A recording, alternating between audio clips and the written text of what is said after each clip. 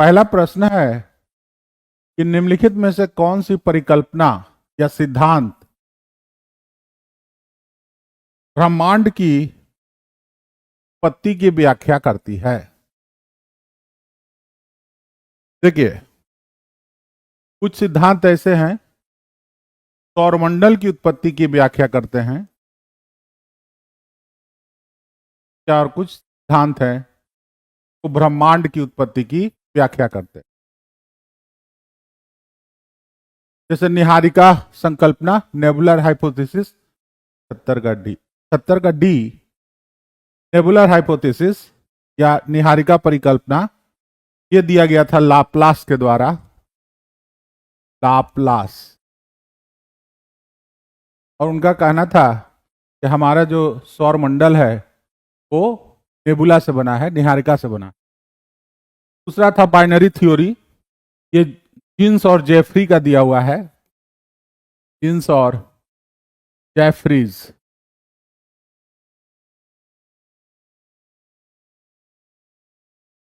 का मानना था कि सूर्य के निकट से कोई तारा गुजरा और उससे हमारे सौरमंडल का निर्माण हुआ। और तीसरा सिद्धांत है बिग बैंग, और ये जो सिद्धांत है ये जॉर्ज लेमेंडर का दिया हुआ है। लेमेंडर या कहीं कहीं लेमेंत्रे भी देखिएगा। और ये सिद्धांत ब्रह्मांड की उत्पत्ति की व्याख्या करती है और सबसे ज्यादा प्रमाणिक सिद्धांत भी है। ये सबसे ज्यादा ऑथेंटिकेशन इसको मिला है। इसका आंसर हो जाएगा 71 का सी। ठीक है, सी हो जाएगा, जॉर्ज लेमेंडर का big bang theory. Big bang theory में ये कहा गया था कि शुरू में एक पॉइंट है, उस पॉइंट पर अत्यधिक ऊर्जा थी, अत्यधिक गुरुत्वाकर्षण बल था, अत्यधिक घनत्व था, और इसमें विस्फोट हुआ। विस्फोट हुआ तो समय, स्थान आदि अस्तित्व में आए और न्यूक्लियस बना, साथ में परमाणु बने। इस शुरुआती दौर में जो तत्व बने हाइड्रोजन और हीलियम, और इन्हीं से तारों, आकाश गंगाओं का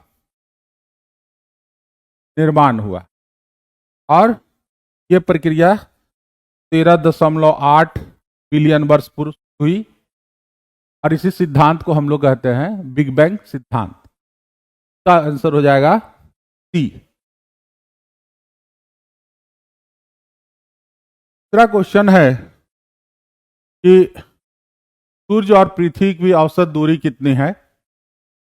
तो सूर्य और पृथ्वी की औसत दूरी जो है 15 करोड़ किलोमीटर है लगभग। और इसको अगर कैलकुलेशन करेंगे तो आंसर निकलेगा,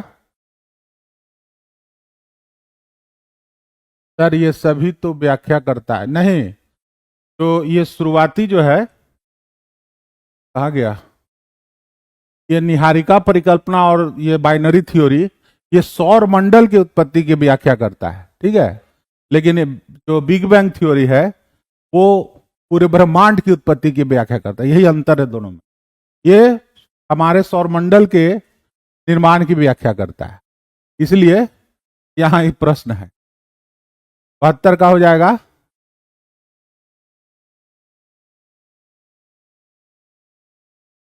7 को देखिए, चाहते हैं 7 पर।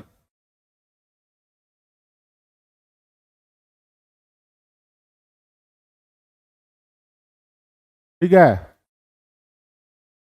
कह रहा कि जब सूर्य की किरणें मकर रेखा पर लंबवत चमकती हैं तब भारत में निम्नलिखित में से कौन सी घटना घटती है। जब सूर्य की किरणें नहीं सर, हाँ क्या कह रहे हैं बताइए सर। 7 को देखिए, 7 को इस संदर्भ में कह रहे हैं, इसके प्रश्न संदर्भ में।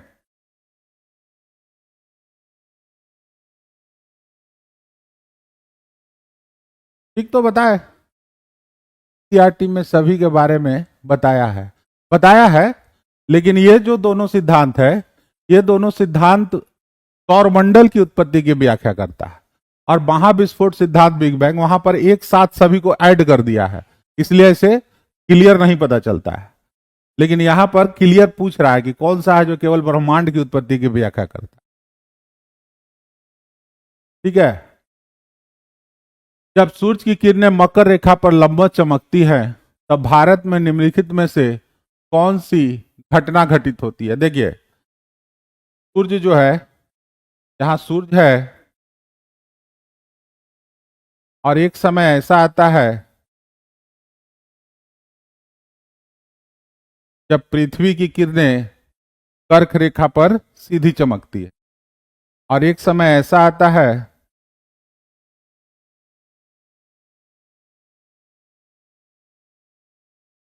जब सूर्य की किरणें मकर रेखा पर प्रत्यक्ष पड़ती हैं। ये जो होता है मकर रेखा पर प्रत्यक्ष पड़ती है, ये 21 जून को होता है और ये 22 दिसंबर को होता है। मकर रेखा तो कह रहा है इस कंडीशन में उत्तर पश्चिमी भारत में उच्च वायुदाब विकसित होता है, उत्तर पश्चिमी भारत में निम्न वायुदाब विकसित होता है, उत्तर पश्चिमी भारत में वायुदाब में परिवर्तन नहीं होता है, ये कह रहा है। तो होता क्या है कि भारत में जब मकर रेखा पर सूरज पड़ती है तो भारत में ठंड पड़ती है, ठंड का समय होता है, और ठंड के समय में भारत के ऊपर उच्च दाब होता है, उच्च दाब। ठीक है। और हवाएं जो है उच्च दाब से समुद्र की ओर उत्तर पूर्वी दिशा में चलती हैं। भारत कहेंगे कि उच्च दाब विकसित होता है उत्तर पश्चिमी भारत में, हालांकि उत्तर पश्चिमी भारत के बारे में पूछ रहा है, उच्च दाब विकसित होता है। लेकिन भारत यहां पे हो जाएगा उच्च दाब विकसित होता है उत्तर का, हाँ उच्च दाब। ठीक है। ग्रीष्म अयनांत प्रतिवर्ष होता है। ग्रीष्म अयनांत जो होता है बताया यहां पे मैप में कि सूरज की किरणें जो है 21 जून को पड़ती हैं, इसी को कहते हैं हम लोग ग्रीष्म अयनांत, और इसको कहते हैं शीत अयनांत। ग्रीष्म अयनांत जो है 21 जून को आता है, इसका आंसर हो जाएगा। इस दिन जो है उत्तरी गोलार्ध में सबसे बड़ा दिन होता है और दक्षिणी गोलार्ध में सबसे छोटा दिन होता है। सर थोड़ा स्पीड चलिए, स्पीड चलिए मतलब स्पीड में चले। अच्छा स्पीड में कह रहे हैं, ओ बड़ा ही मुझे लगता है कहा। ठीक है, तो इसका हो जाएगा ये। फिर कह रहा है वायुमंडल कई प्रकार की गैसों के मिश्रण से बना है और पृथ्वी के नजदीक वायुमंडल मुख्यतः पाई जाती है।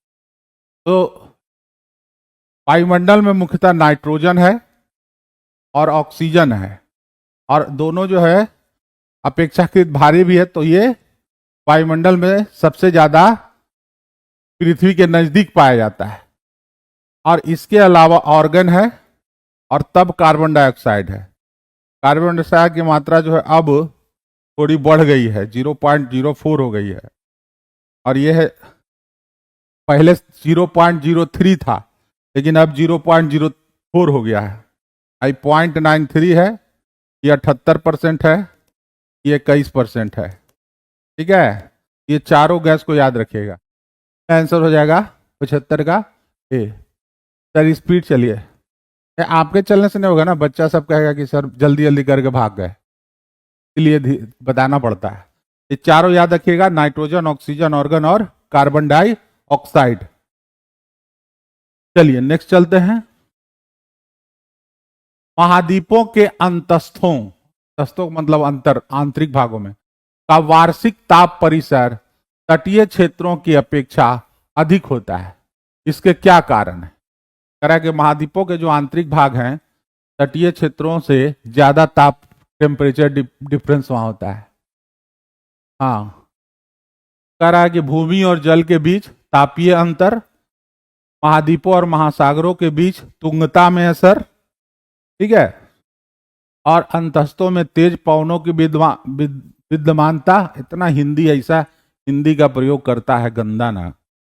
तुंगता, बहुत आदमी को तो इसका तुंगता का मतलब ही नहीं समझ में आएगा, अंतस्थों का मतलब नहीं समझ में आएगा। जरूरी है कि हिंदी थोड़ा रहे। देखिए क्या होता है कि स्थल जो है, स्थल तेजी से गर्म होता है, तेजी से गर्म होता है और तेजी से ठंडा होता है, और तेजी से ठंडा होता है। और इसकी तुलना में महासागर का जो है, महासागर का जल या समुद्र धीमी धीमे ठंडा होता है और धीमे गर्म भी होता है, गर्म होता है। ये जो तापीय अंतर है भूमि और जल का, से क्या होता है कि तापमान का अंतर ये अधिक पाया जाता है। भूमि जो है ज्यादा गर्म होगा और ज्यादा जल्दी ठंडा भी होगा, तुरंत ठंडा भी होगा। लेकिन जो क्षेत्र तटीय क्षेत्र हैं, तटीय क्षेत्र में जो जल के निकट जो तटीय क्षेत्र हैं, वहां जो समुद्र से हवाएं आएंगी उसके कारण वहां पर तापमान जो डिफरेंस है वो कम पाया जाएगा। तो इसका आंसर हो जाएगा भूमि और जल के बीच तापीय अंतर। क्या ही होता है तुंगता, हाँ वही कह रहे हैं, लेकिन यहां तुंगता का अंतर नहीं होगा, यहां पर हो जाएगा एक कि भूमि और जल के बीच तापीय अंतर जो होता है उसी के कारण, ठीक है।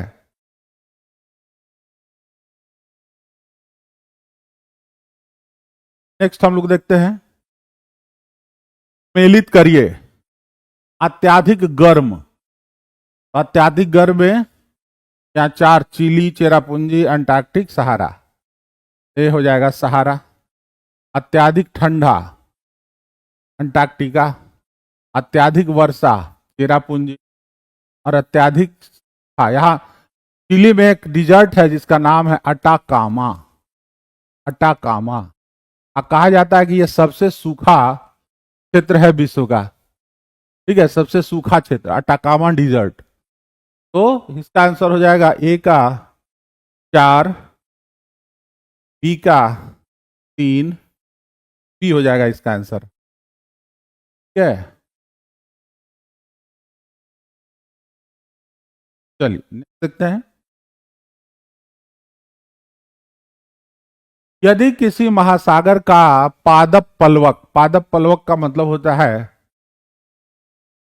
फाइटो प्लैंकटन, तो फाइटो प्लैंकटन जो किसी कारण से पूर्णतः नष्ट हो जाए तो इसका क्या प्रभाव पड़ेगा। कार्बन सिंक के रूप में महासागर पर प्रतिकूल प्रभाव पड़ेगा, ठीक है।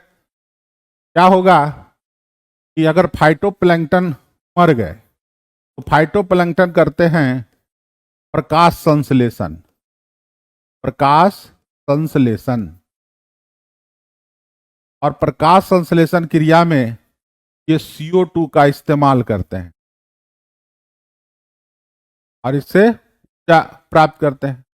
तो अगर मान लिया CO2 जो है का इस्तेमाल नहीं होगा तो कार्बन सिंक के रूप में महासागर ये डेवलप हो जाएगा, प्रतिकूल प्रभाव पड़ेगा उस कार्बन सिंक के रूप में। तो पहला इसका ठीक है। दूसरा कह रहा है कि महासागर की खाद्य श्रृंखला पर प्रतिकूल प्रभाव पड़ेगा, ये भी सही है। अब ये जो फाइटोप्लैंक्टन है इसको खाते हैं जू प्लैंक्टन, मतलब जंतु पलवक, और जंतु पलवक को खाती हैं मछलियां, मछलियां, और छोटी मछलियों को बड़ी मछलियां खाती हैं। तो अगर मान लिया फाइटोप्लैंक्टन ही खत्म हो जाएगा तो जंतु पलवक भी मर जाएंगे और मछलियां भी मरने लगेंगी, तो इसका खाद्य श्रृंखला पर प्रतिकूल प्रभाव पड़ेगा, ठीक है। फिर कह रहा महासागर का जल घनत्व प्रबल रूप से घट जाएगा, नहीं, जल का घनत्व और भी कई चीजों पर निर्भर करता है, ये इससे घनत्व पर कोई बहुत बड़ा प्रभाव नहीं पड़ेगा। इसका आंसर हो जाएगा ए और दो, एक और दो। ठीक है, 76 का डी। नहीं, महासागर का जल घनत्व पे कोई प्रभाव नहीं पड़ने वाला, बहुत ज्यादा। ठीक है, खाद पर बहुत ज्यादा प्रतिकूल प्रभाव पड़ेगा और कार्बन सिंक के रूप में प्रतिकूल प्रभाव पड़ेगा। एक और दो होगा इसका क्या आंसर। ट्रक, ट्रक कृषि संबंधित है। ट्रक फार्मिंग, ट्रक फार्मिंग का मतलब होता है कि हम लोग ट्रक का मतलब समझते हैं कि 8 चक्का 10 चक्का वाला ट्रक, लेकिन पश्चिमी देशों में ट्रक का मतलब होता है स्कॉर्पियो बोलेरो आकार की गाड़ियां, और उसमें पीछे जो है सामान रखने का बना होता है, तो वहां ट्रक कहा जाता है। तो वो साग सब्जियों से संबंधित है, और साग सब्जियों जहां एक जगह से दूसरे जगह ले जाने के लिए ट्रक का इस्तेमाल होता है। ये ट्रक किसी है कि साग सब्जी रोज एक जगह से दूसरे जगह ले जाना है, किसी नगर है कोई टाउन, और उस टाउन के बाहरी एरिया में साग सब्जी रोपे जाते हैं। ठीक है, और रोज क्या होता है कि ट्रक से मंडी की ओर जाता है, ट्रक लेकर के साग सब्जी को, तो इसी को कहते हैं ट्रक फार्मिंग। ठीक है, कमरिया। ठीक है, डी का डी नहीं होगा, इसका हो जाएगा ए। हाँ, 79 का ए। संयुक्त राज्य अमेरिका में मार्क्वेट, मार्क्वेट है ये,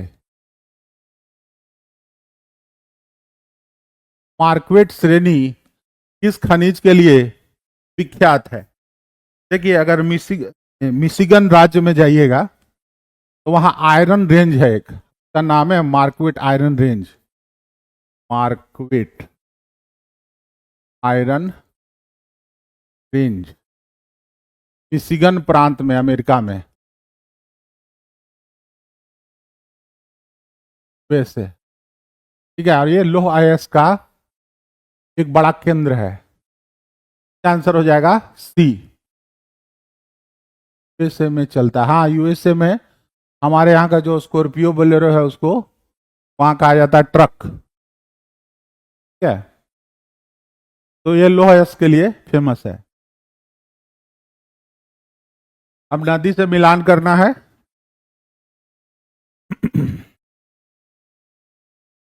तो वाशिंगटन नदी जो है वो पोटोमैक नदी से, पोटोमैक नदी पर बसा हुआ है वाशिंगटन। और पर्लिन जो है वो स्प्री नदी पर बसा हुआ है, स्प्री। और पेरिस जो है वो सीन नदी के किनारे है, और मेंड्रिड जो है इंजीनियर नदी के किनारे है। इसका आंसर हो जाएगा ए का 4, बी का 3, सी का 2, का 1, सी हो जाएगा इसका आंसर। ये कई बार पूछा है, वाशिंगटन डीसी किस नदी के किनारे है, तो ये ध्यान में रखिएगा। ये तो पेरिस तो सीन नदी के किनारे है, कई लोग याद रखते हैं। वाशिंगटन कई बार पूछा है किस नदी के किनारे है, पोटोमेक नदी है। ठीक है, ये हो जाएगा आंसर डी।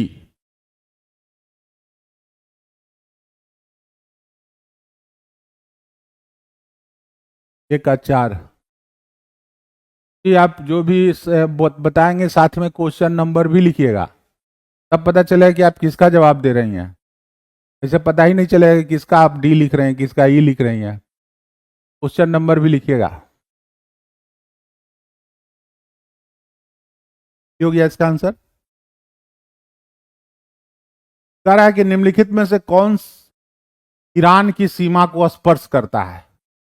तो बेकाल झील तो रूस में है,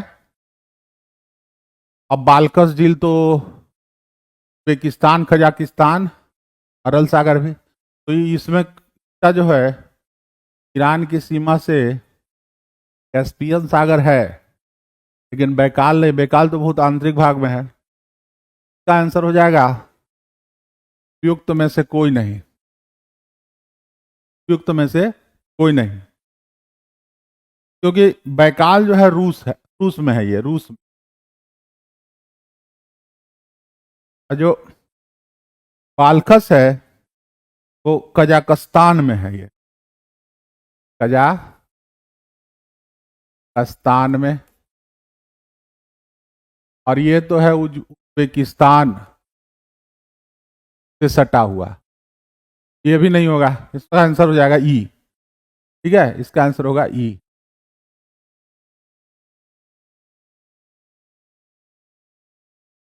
चलिए देखते हैं। नोबी या कांतो, क्वांटो है तो कांतो, का असली प्रोनाउंसिएशन है क्वांटो, क्वांटो। नोबी, नोबी और क्वांटो मैदान किस देश में स्थित है? यह है जापान में। जापान में 4 द्वीप है। ऊपर जाइएगा तो यहां है होकाइडो, होकाइडो। उसके बाद है होन्सू, होन्सू। तब है सिकोकू, कोकू।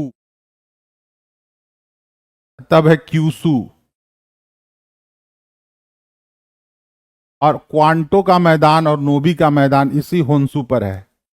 ठीक है, होन्सू में है। क्वांटो का मैदान और नोबी का मैदान जापान के होन्सू द्वीप पर है।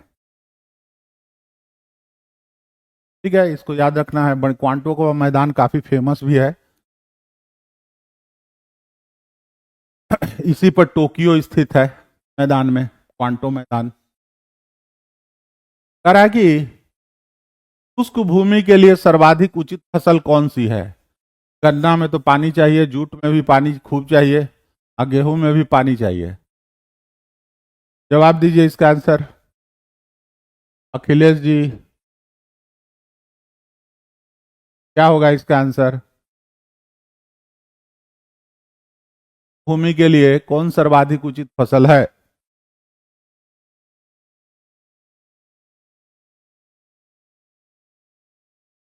क्या इसके लिए हो जाएगा उपयुक्त में से कोई नहीं?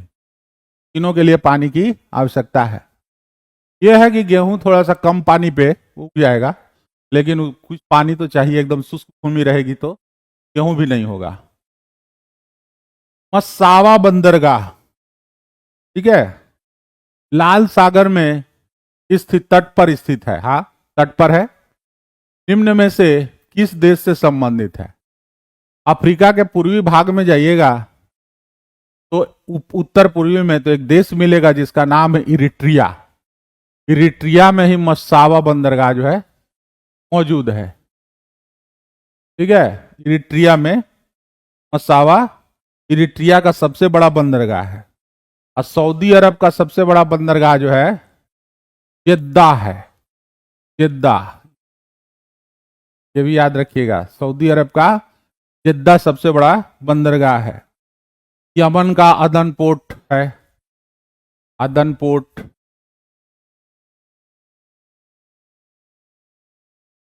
का आंसर हो जाएगा इरिट्रिया। ठीक है, लाल सागर में स्थित है।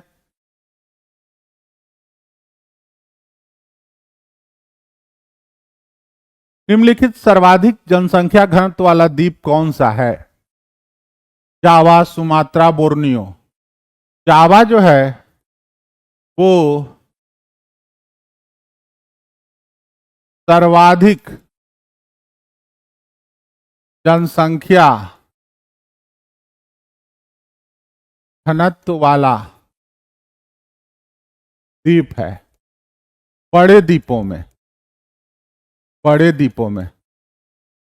छोटे द्वीपों में तो बहुत सारे, हांगकांग है, ये सब मकाऊ है, हांगकांग है। लेकिन यहाँ कह रहा है कि बड़े द्वीपों में जावा जो है वहां अत्याधिक जनसंख्या घनत्व है। और इसके बाद तब आता है होन्सू, तो आता है इसके बाद, मैंने इससे कम है होन्सू का। क्या, लगभग यहाँ 1200 के आसपास इसकी का जनसंख्या घनत्व है। बेलिज बिड्स है, बेलिज बिड्स है। पूर्ण सूर्य ग्रहण के पूर्व या पश्चात चंद्रमा की घाटियों या गर्तों से होकर पृथ्वी तक आता प्रकाश, सूर्य से निकलने वाली ज्वालाएं, सूर्य ग्रहण के समय का अंधेरा। देखिए क्या होता है, जब सूर्य ग्रहण लगता है, सूर्य ग्रहण, तो चंद्रमा जो है, चंद्रमा में कई घाटियां हैं, पर्वत, घाटियां और पर्वत हैं यहां पे। चंद्रमा में मौजूद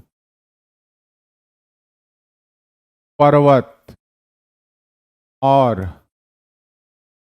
घाटियों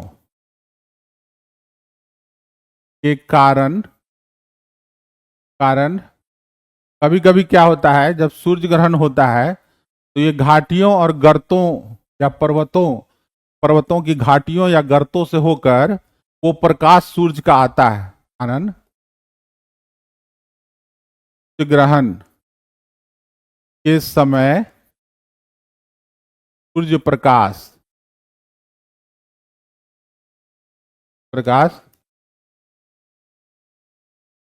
छोटे छोटे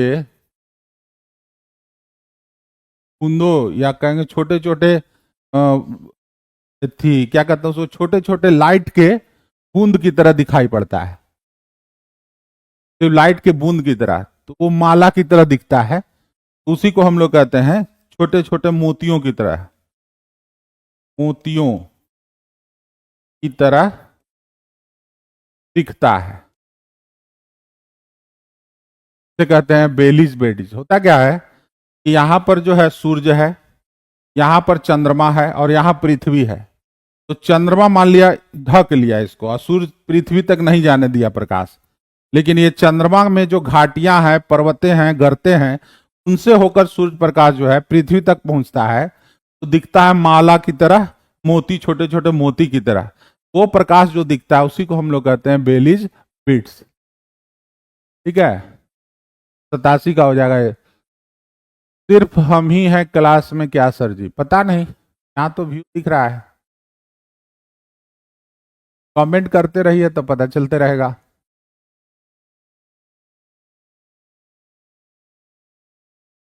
चलिए आगे चलते हैं हम लोग। निम्नलिखित समुद्री धाराओं में से कौन कौन सा हिंद महासागर की धारा नहीं है? नहीं है। चाम्बिक धारा, अगुलहास धारा, दक्षिणी हिंद महासागरीय धारा। अगुलहास धारा जो है अफ्रीका के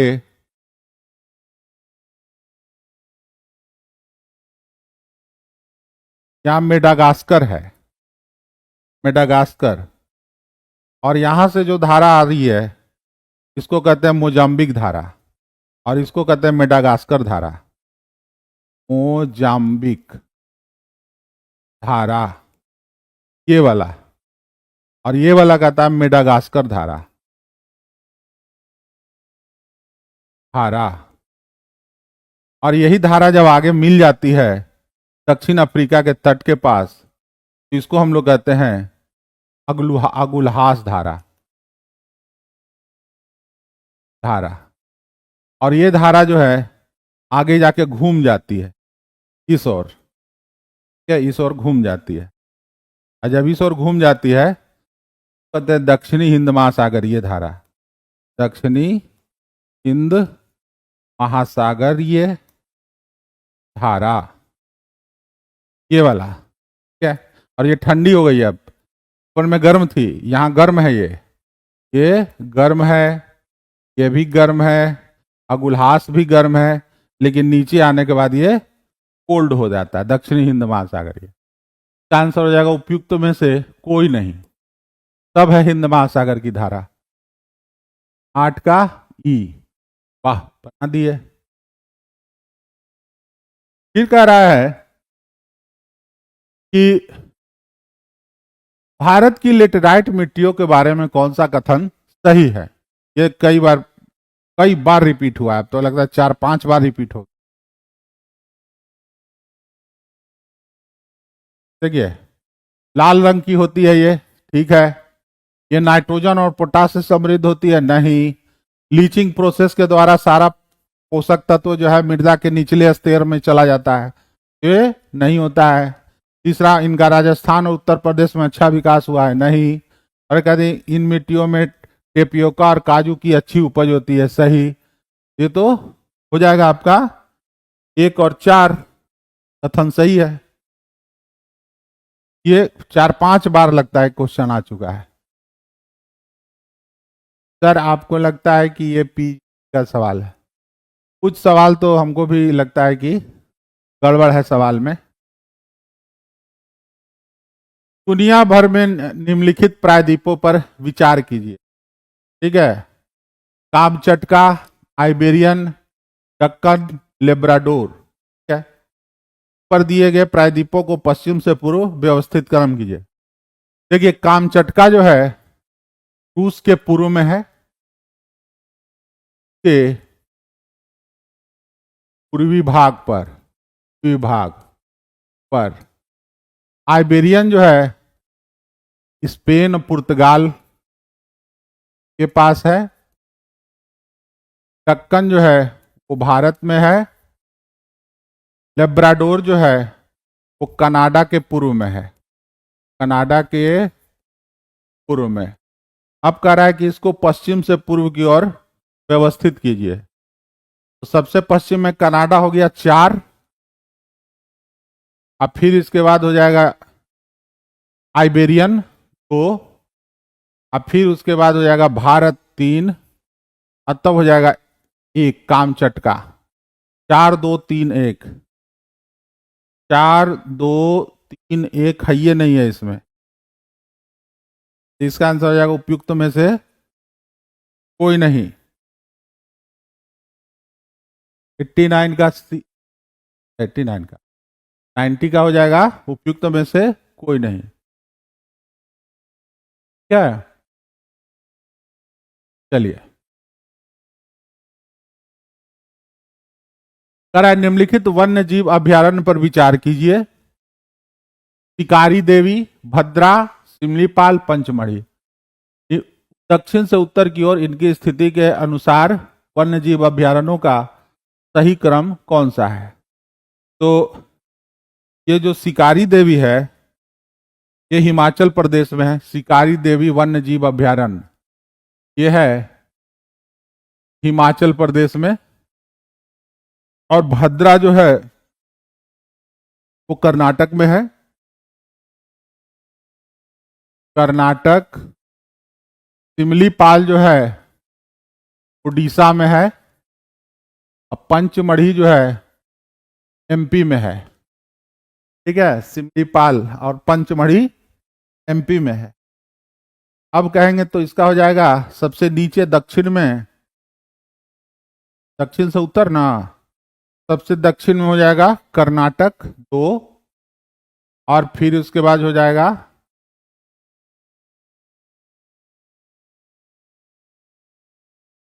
पंचमढ़ी 4, तब 3, तब 1, ठीक है। तो आंसर हो जाएगा, नहीं 2 हो जाएगा, 3 हो गया। उड़ीसा नीचे है ना ज्यादा, उसके ज्यादा नीचे है, 3 हो जाएगा। और तब हो जाएगा 4, और तब होगा 1। 2 3 4 1, 2 3 4 1, ये हो जाएगा। उड़ीसा थोड़ा ज्यादा नीचे है, एमपी थोड़ा ऊपर है। तो उत्तर से दक्षिण में कर्नाटक के बाद उड़ीसा आएगा, फिर एमपी, और तब आएगा शिकारी देवी। शिकारी देवी जो है वन्य जीव अभ्यारण्य, इसमें वन्य जीव अभ्यारण्य भी है, मिला दिया है वन्य जीव अभ्यारण्य में सिमलीपाल। और सिमलीपाल उड़ीसा में, पंचमढ़ी 2 3 4 1, इसका आंसर हो जाएगा सी। पंचमढ़ी तो एमपी में है जी, अखिलेश जी, ठीक है। पंचमढ़ी एमपी में है, नाम से लग रहा होगा कि पंचमढ़ी है। तो नेक्स्ट कह रहा है कि नर्मदा नदी पश्चिम की ओर बहती है, ठीक है, जबकि अधिकांश अन्य प्रायद्वीपीय बड़ी नदियां पूर्व की ओर बहती हैं। ऐसा क्यों है? तो पहला करा यह है, एक रेखीय भ्रंश घाटी में रहती हैं, ठीक है। यह विंध्याचल और सतपुड़ा के बीच बहती हैं, यह भी ठीक है। तीसरा करा, भूमि का ढलान मध्य भारत से पश्चिम की ओर है, मध्य भारत से पश्चिम की ओर है। देखिए, अगर कहा जाए भूमि का ढलान, कुल भूमि का ढलान तो पूरब की ओर है, लेकिन चूंकि नर्मदा नदी के भ्रंश की बात हो रही है, तो भ्रंश का ढलान जो है, भ्रंश का ढलान पश्चिम की ओर है, पश्चिम की ओर है। तो चूंकि भ्रंश का ढलान पश्चिम की ओर है, तो ये सेंटेंस जो है सही होगा।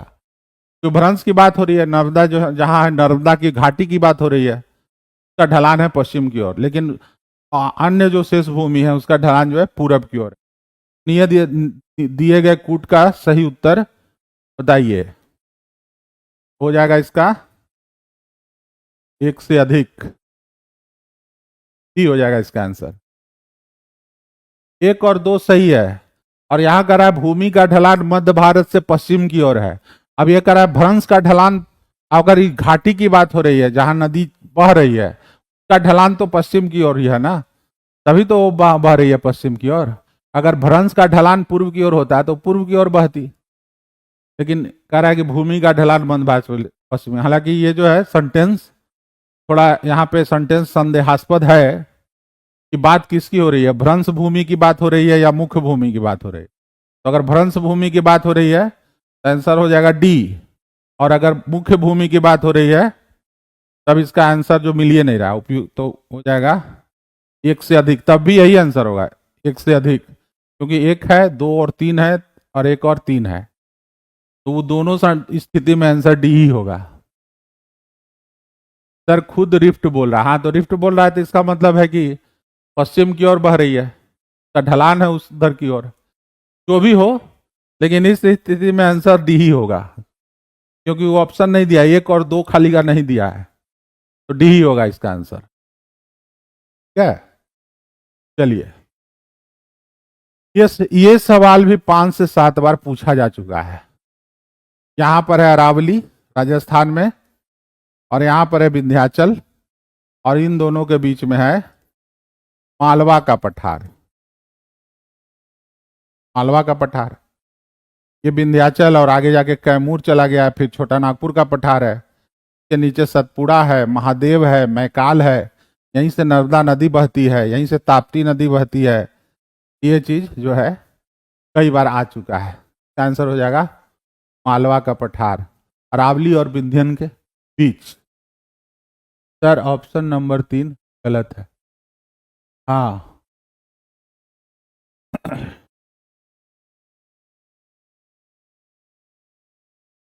तो इसमें मालवा का पठार होगा, ये क्वेश्चन कई बार आ चुका है। ये बढ़िया क्वेश्चन है। निम्नलिखित में से कौन सी स्थानीय पवन सहारा रेगिस्तान में प्रचलित है? तो इसका आंसर हो जाएगा हरमाटन, हरमाटन होता है। देखिए इसको, ये जो हवा है हरमाटन, ये अफ्रीका के सहारा से आती है, ऐसे गिनी तट की ओर, गिनी तट की ओर। और गिनी तट जो है वो है विषुवतीय क्षेत्र में, और यहाँ पर जो है खूब वर्षा और उमस होता है, खूब उमस और वर्षा। गिनी तट पर,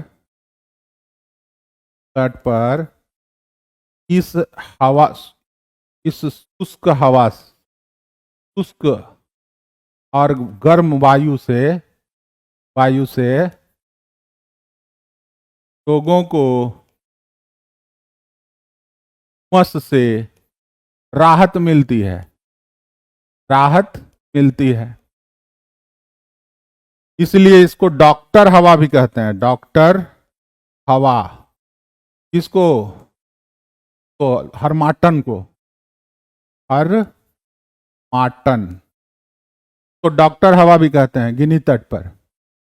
हाँ, डॉक्टर वायु भी कहा जाता है, इसलिए कि यहाँ बहुत उमस रहता है और शुष्क वायु जब आती है उधर से तो लोगों को राहत मिलता है, इसलिए इसको कहते हैं डॉक्टर हवा। पेम्पेरो हवा जो है ये चलता है आपको दक्षिण अमेरिका में। दक्षिण अमेरिका में पेम्पेरो जो है पंपास क्षेत्र में चलता है, ये पंपास क्षेत्र में, दक्षिण अमेरिका के पंपास में। ठीक है। मिस्ट्राल जो है वो आपको दक्षिणी फ्रांस में दिखेगा, दक्षिणी फ्रांस में मिस्ट्राल। हर्माटन आपको अफ्रीका में, इसका आंसर हो जाएगा हर्माटन।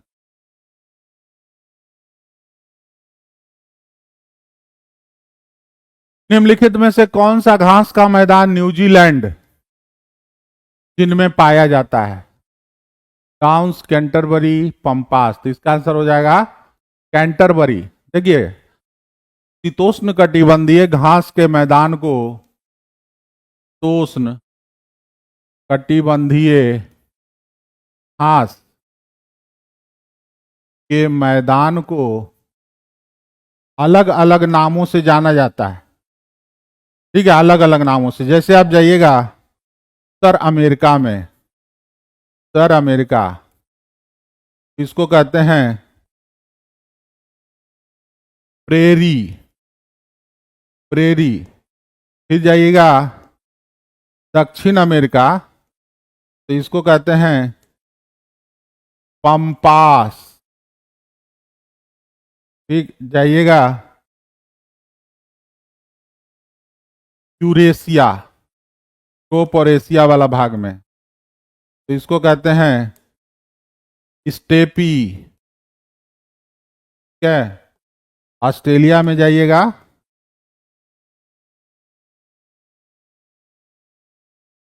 तो इसको कहते हैं डाउन्स, डाउन्स। इसी तरह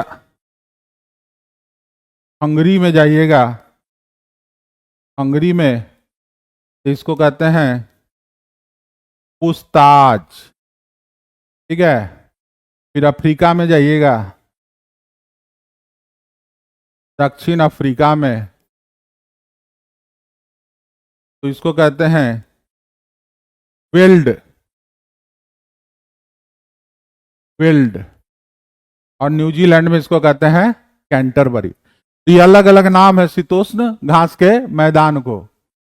ये काफी बार एग्जामिनेशन में आता है, इसलिए एकदम रट्टा मार लीजिए इसको। ठीक है। PED, विल्ड। अच्छा, याद करने का तरीका है।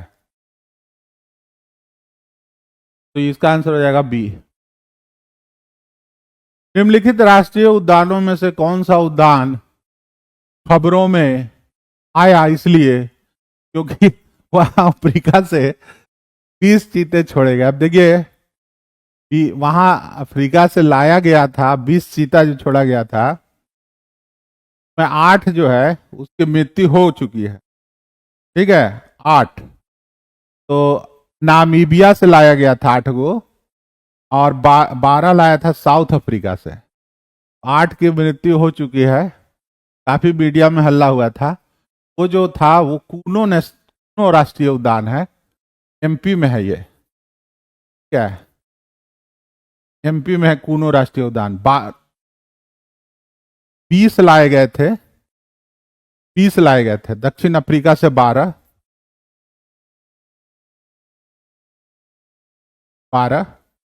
अब मैं पर्यावरण के थी से दिक्कत हुआ कुछ, जैसे एडजस्टमेंट होता है ना कि एक जगह से दूसरे जगह इन्वायरमेंट चेंज हो गया, तो के चलते भी हुआ।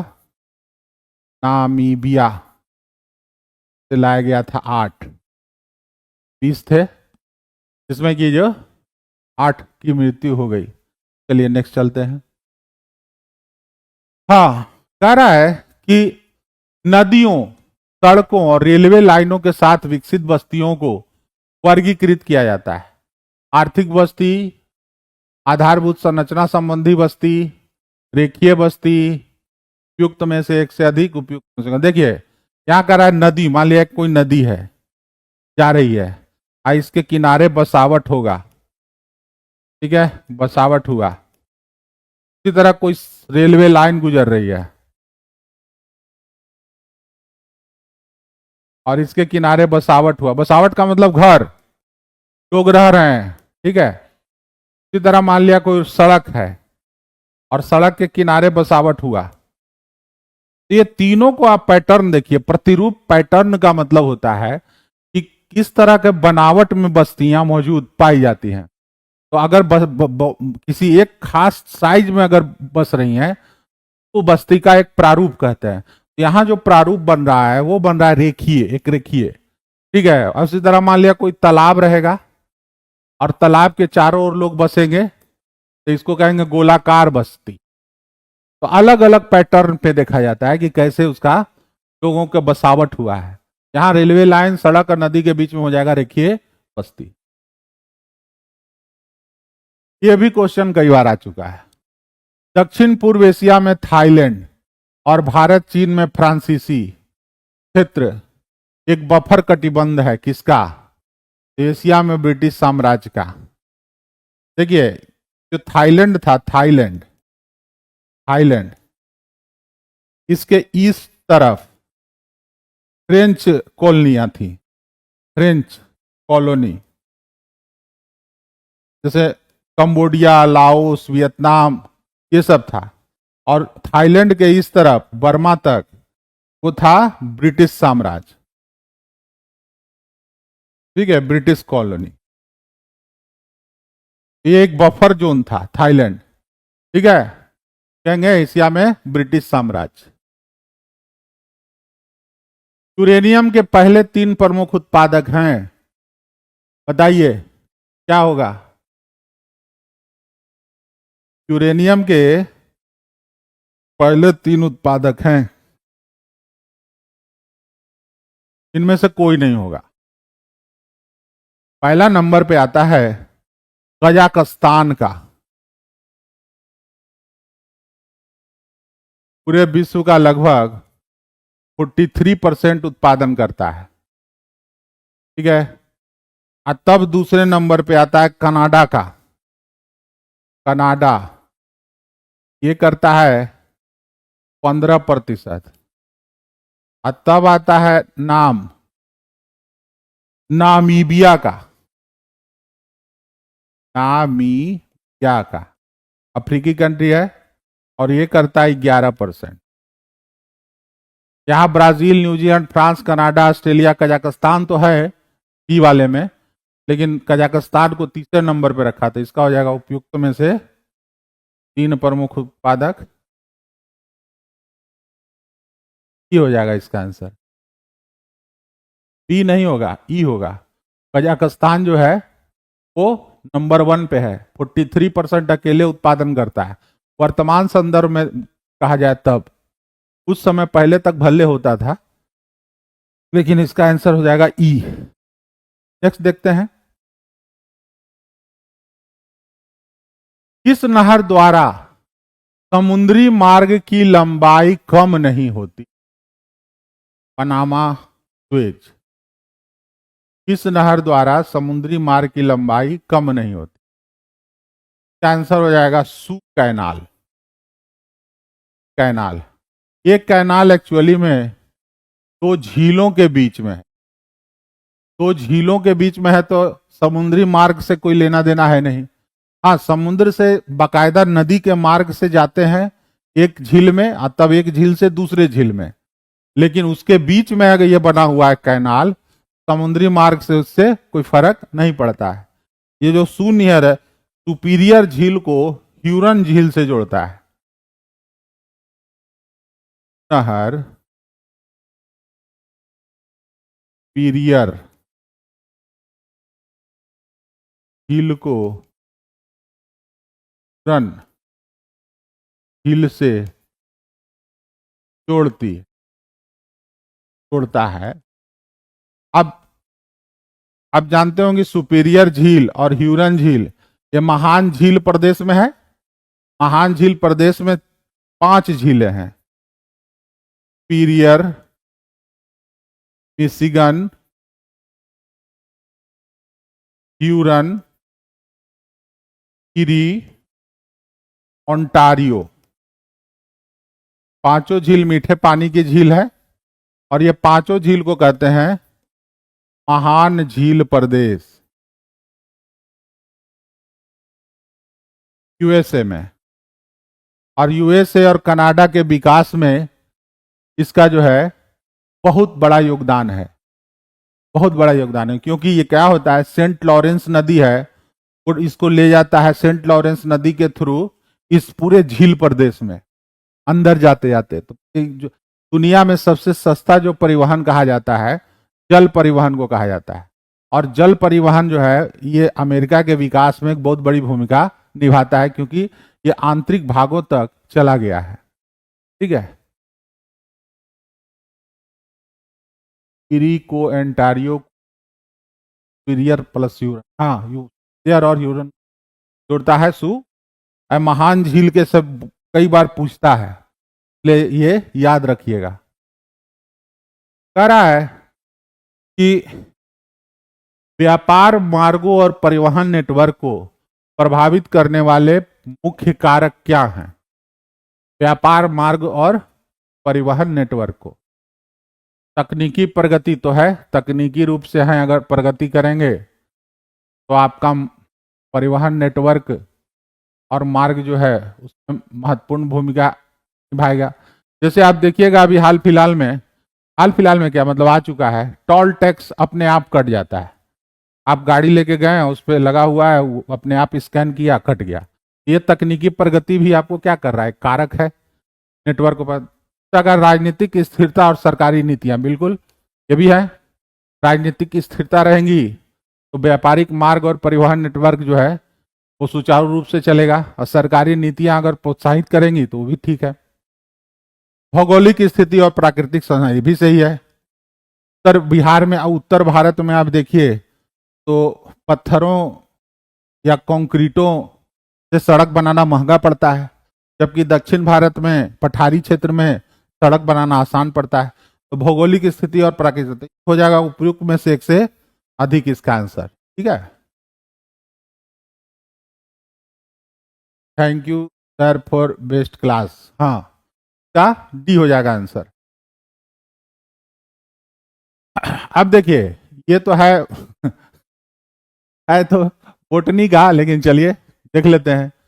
जीवों में निम्नलिखित प्रकारों पर विचार कीजिए। उपयुक्त में से कौन सा जीव महासागरों की आहार श्रृंखलाओं में प्राथमिक उत्पाद है? देखिए प्राथमिक उत्पाद का मतलब समझिए पहले। प्राथमिक उत्पाद का मतलब है कि जो प्रकाश संश्लेषण करता है, प्रकाश संश्लेषण, हरे पौधे जो प्रकाश संश्लेषण करके अपना भोजन तैयार करते हैं। ठीक है, यह है प्राथमिक उत्पाद। अब यहां कुछ नाम दे दिया है, अब नाम में देखते हैं हम लोग। एक कोनीपोड या कोपीपोड और ये जो है फोरामिनिफेरा, ये दोनों जो है जू प्लैंक्टन है, जंतु पलवक। और ये भी जो है जंतु पलवक, पलवक का मतलब है प्लैंक्टन। अब देखिए क्या है, जो जंतु पलवक हैं वो तो हरे पौधे हुए नहीं, और यह जो खाना खाएंगे तो खाना खाएंगे किसी पाद से। ये उपभोक्ता है एक्चुअली, ये और ये उपभोक्ता है। उपभोक्ता, ये अपना खाना स्वयं नहीं बनाएंगे, इनको कह सकते हैं कि ये उपभोक्ता है, प्राथमिक उपभोक्ता कह सकते हैं। और साइनोबैक्टीरिया ये फोटोसिंथेसिस करता है, और डाइएटम ये भी फोटोसिंथेसिस करता है, क्योंकि डाइएटम फाइटोप्लैंक्टन है, मतलब इसको कहेंगे पादप पलवक, पादप पलवक। और ये अपना भोजन स्वयं बनाता है। साइनोबैक्टीरिया भी अपना भोजन स्वयं बनाता है। तो कह रहा है अब कि आहार श्रृंखलाओं में प्राथमिक उत्पाद हैं, प्राथमिक उत्पाद 2 और 3 होंगे। इसका आंसर हो जाएगा बी। ठीक है, इसका आंसर हो जाएगा बी, क्योंकि ये दोनों जो है अपना भोजन स्वयं बनाते हैं, आहार श्रृंखला में प्राथमिक उत्पाद है। मानचित्र की मापनी में आरएफ, आरएफ का मतलब होता है रिप्रेजेंटेटिव फैक्टर।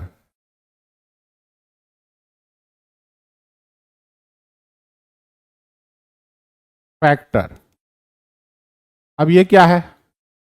अब होता है ये क्या कि जैसे मान लिया कि मैप में एक किसी, मान लिया मैप आप देख रहे हैं, मान लिया इंडिया भारत का ही आप मैप देख रहे हैं या फिर बिहार का मैप देख रहे हैं, उस मैप के नीचे बताया जाएगा कि इस मैप में 1 सेंटीमीटर बराबर 10 किलोमीटर,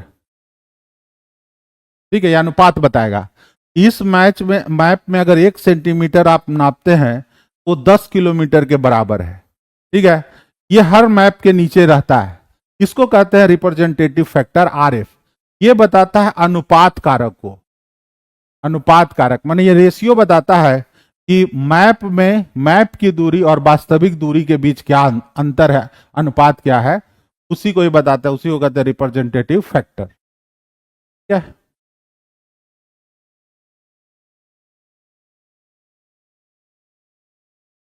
मानचित्र पर वायुमंडलीय दाब को प्रदर्शित करने वाली काल्पनिक रेखाओं को जाना जाता है। वायुमंडलीय दाब को जो प्रदर्शित करता है उसको कहते हैं आइसोबार, ठीक है। आइसोथर्म जब तापमान, एक समान तापमान वाले स्थान को दिखाता है तब। आइसोहेलाइन जो कहते हैं जब एक समान लवणता वाले स्थान को दिखाता है तब। और जब एक समान वायुमंडलीय दाब को दिखाता है तो वो कहलाता है आइसोबार। आंसर हो जाएगा सी।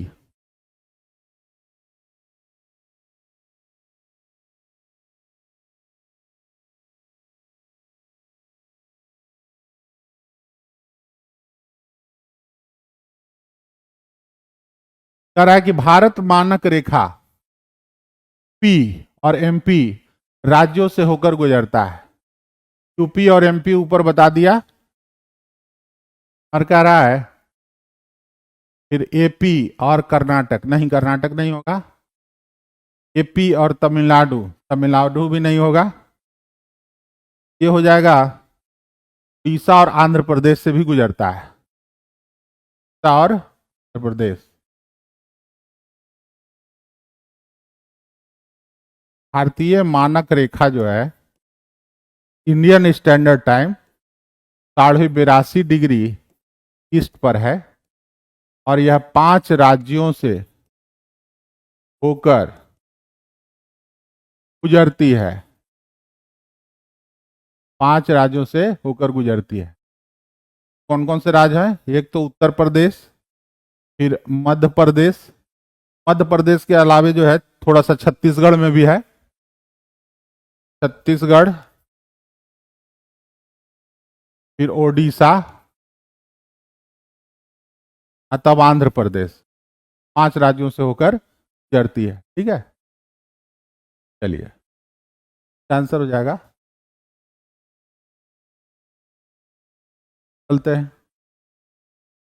शिवालिक पहाड़ियों को निम्नलिखित किस राज्य संघ राज्य क्षेत्र में अबोर के नामों से जाना जाता है? देखिए, डफला, मिश्मी, अबोर, ये अरुणाचल प्रदेश में कहा जाता है शिवालिक को, ठीक है।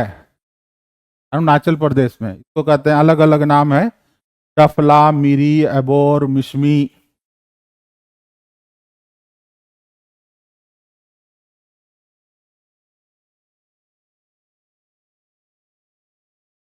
ये अरुणाचल प्रदेश में है, और यह शिवालिक का ही पूर्वी पूर्वी भाग है, शिवालिक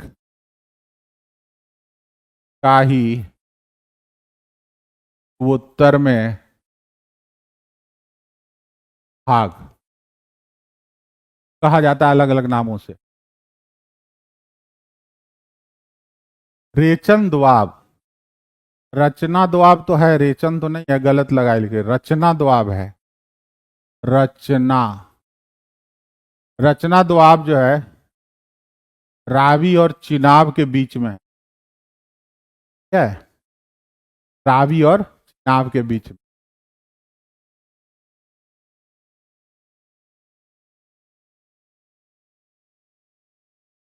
पंचद्वाब जो क्षेत्र है, पंचद्वाब, तो सिंधु नदी के अलग अलग, सिंधु नदी, सिंधु, झेलम, चिनाब, रावी, सतलज, सतलज में ही ब्यास आकर मिल जाता है, ब्यास, तो पंचद्वाब कहते हैं। पंचद्वाब में अलग अलग नाम है, जैसे रावी और चिनाब के बीच रचना, झेलम और चिनाब के बीच में चाज, अलग अलग नाम रख दिया गया है। यहाँ पर रचना द्वाब है, 7 भी हो जाएगा इसका। 108 लगता है सब लोग चले गए, चलिए देख लीजिएगा बाद में। बांग्लादेश में स्थित जमुना पद्मा मेघना दोआब, ठीक है, उसी को गंगा को वहां पद्मा कहते हैं, और फिर मेघना नदी आके मिल जाती है। सागर तल से कितना ऊंचाई है? 20 से 50 मीटर, 20 से 70 मीटर, 20 से, हालांकि 20 मीटर, 20 से 50 मीटर कहीं कहीं है, वो जगह तो 20 मीटर से भी नीचे स्थान है। ये हो जाएगा इसका आंसर। ज्यादातर अधिकांश जो स्थान है वो 20 मीटर से भी नीचे है, लेकिन ऊंचाई पर 20 से 50 मीटर तक मिलता है।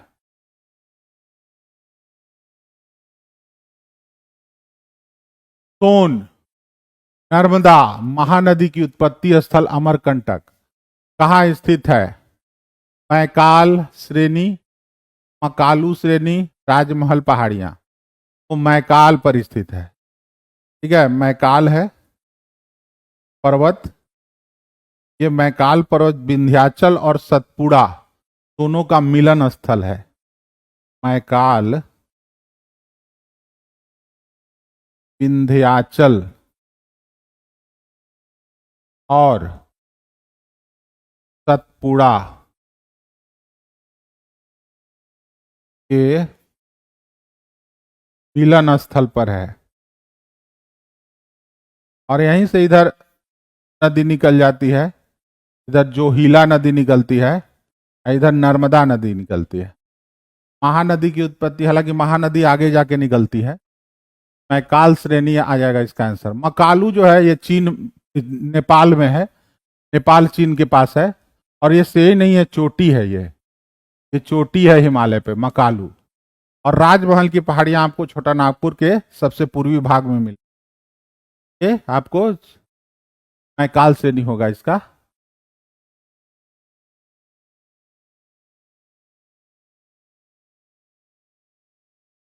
फिर कह रहा है चांद निम्नलिखित कथनों पे गौर करें। लिखता है परवाल जल शैलों के कारण लक्षद्वीपों के महाद्वीपीय ढालू पैदा हुए हैं। हिंदी का टंगड़ी तोड़ के रखा है सब। परवाल जल शैलों के कारण लक्षद्वीप के महाद्वीपीय ढालू पैदा हुए। हाँ, सेंटेंस ठीक है, क्योंकि लक्षद्वीप जो है, लक्षद्वीप मूलतः जो है, सभी द्वीप परवाल द्वीप है, परवाल द्वीप है। तो ये जो परवाल ऊपर उठ गए हैं, इससे लक्षद्वीप का निर्माण हुआ है। तो कह सकते हैं कि परवाल जल शैलों के कारण लक्षद्वीप पैदा हुए हैं, ठीक है। एक है भ्रंश और जल प्लावन के कारण पश्चिमी समुद्र तट के महाद्वीपीय ढालू बने हैं। देखिए हुआ था क्या, ये जो पश्चिमी भाग है भारत का, ये जो पश्चिमी भाग है, ये नीचे धंस गया था, नीचे धंस गया, और धंसा हुआ भाग तो नीचे चला गया, और उठा हुआ भाग जो है कगार की तरह ऐसे दिखता है। देखिए हम लोग इसीलिए जो है पश्चिमी घाट को पर्वत न कह के कगार कहते हैं। इस तरह से है ये पश्चिमी घाट, इस तरह से है। इधर का ढाल मंद है, ये पश्चिमी घाट है, और इधर का ढाल मंद है, और इधर का ढाल तेज है। तेज इसलिए है कि इसका भूमि जो है धंस गया था नीचे की ओर, और धंस जाने के कारण ये ऊपर से कगार की तरह दिखता है, एकदम पर्वत की तरह इस तरह से खड़ा दिखता है। तो कह रहा है कि इसी में जो नदियां गई और नदियों ने यहाँ जमाव किया, और जमाव करने से पश्चिमी समुद्र तट जो है बना है। ये सेंटेंस भी सही है। ठीक है, तो अब दोनों में से कौन कथन है? दोनों कथन सही है पूछ रहा है, सही है पूछ रहा है, तो दोनों हो जाएगा सही इसमें। ठीक है, इसका हो जाएगा सी।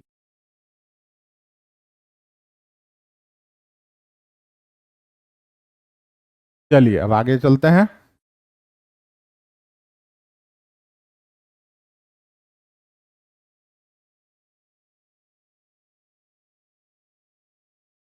निम्नलिखित में से कौन सी झील श्रीहरिकोटा द्वीप द्वारा बंगाल की खाड़ी से अलग होती है? बंगाल की खाड़ी से अलग होती है। आंसर है वेम्बनाथ झील। नहीं, ये तो केरल में है। चिल्का झील उड़ीसा में है। ये पुलिकट झील होगा। ठीक है, पुलिकट झील श्रीहरिकोटा द्वीप है जहां सतीश धवन अंतरिक्ष केंद्र स्थित है। ध्यान रखिएगा, आंसर हो जाएगा पुलिकट झील। बंगाल की खाड़ी से अलग होती। पंजाब हिमालय किन नदियों के मध्य है? सतलज और काली। सिंधु और सतलज। देखिए, पंजाब जो है, पंजाब हिमालय, पहले तो किया गया जहां सिंधु है नदी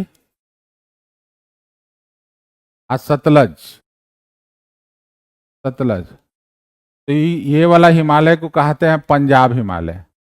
और सतलज से काली कहते हैं मायू हिमालय, मायू हिमालय। काली से तीस्ता को कहते हैं नेपाल हिमालय, नेपाल हिमालय। और तीस्ता से ब्रह्मपुत्र, ब्रह्मपुत्र कहते हैं असम हिमालय।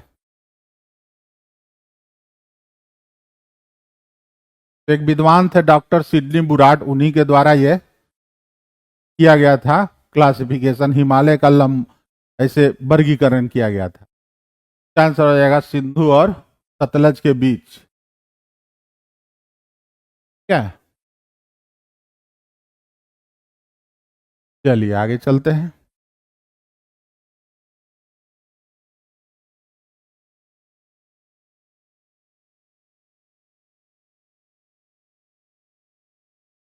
निम्नलिखित में से किस महासागर में टॉरेस जल डमरू मध्य स्थित है? देखिए, जल डमरू मध्य क्यों कहते हैं, पहले समझिएगा। इस तरह की आकृति हो जहां दो सागर मिलते हों, दो सागर मिलते हों, और जहां दो स्थल का नुकीला भाग निकला हो और दिखने में डमरू की तरह लगता है, इसलिए इसको जल डमरू मध्य कहते हैं। तो टॉरेस जो है वो एक द्वीप है न्यू पपुआ गिनी, न्यू पपुआ गिनी, और नीचे है ऑस्ट्रेलिया, ऑस्ट्रेलिया। इन दोनों के बीच में है ये टॉरेस। तो ये है प्रशांत, प्रशांत महासागर में।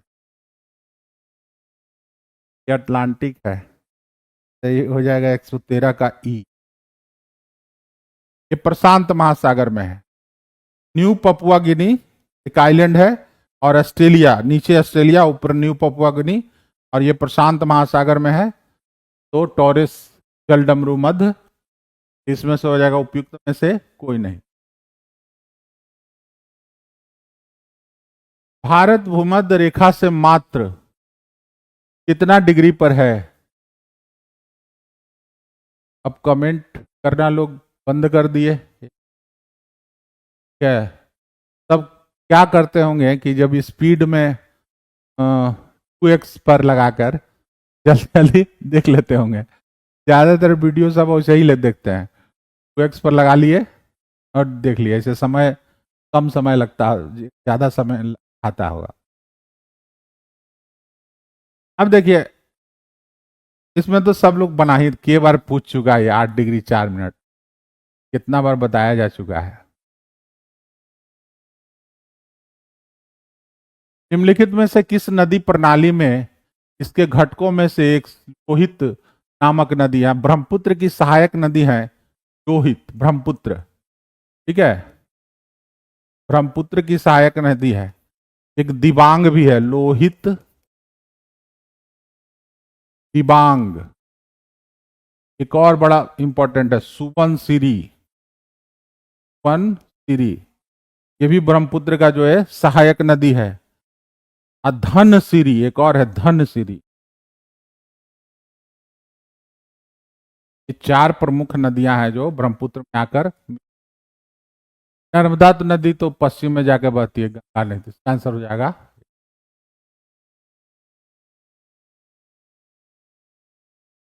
भेड़ाघाट पर कौन सा जलप्रपात स्थित है? देखिए, भेड़ाघाट पर धुआंधार जलप्रपात है, धुआंधार, ये एमपी में नर्मदा नदी पर है। मध्य प्रदेश में नर्मदा नदी पर ये धुआंधार जलप्रपात है, उसका जगह का नाम है भेड़ाघाट, ठीक है। अब इस धुआंधार इसलिए कहते हैं ना कि जब ये गिरती है तो धुआं जैसा प्रतीत होता है। धुआं, जल जो है, जल धुआं की तरह प्रतीत होता है के कारण का नाम आधार पड़ा है।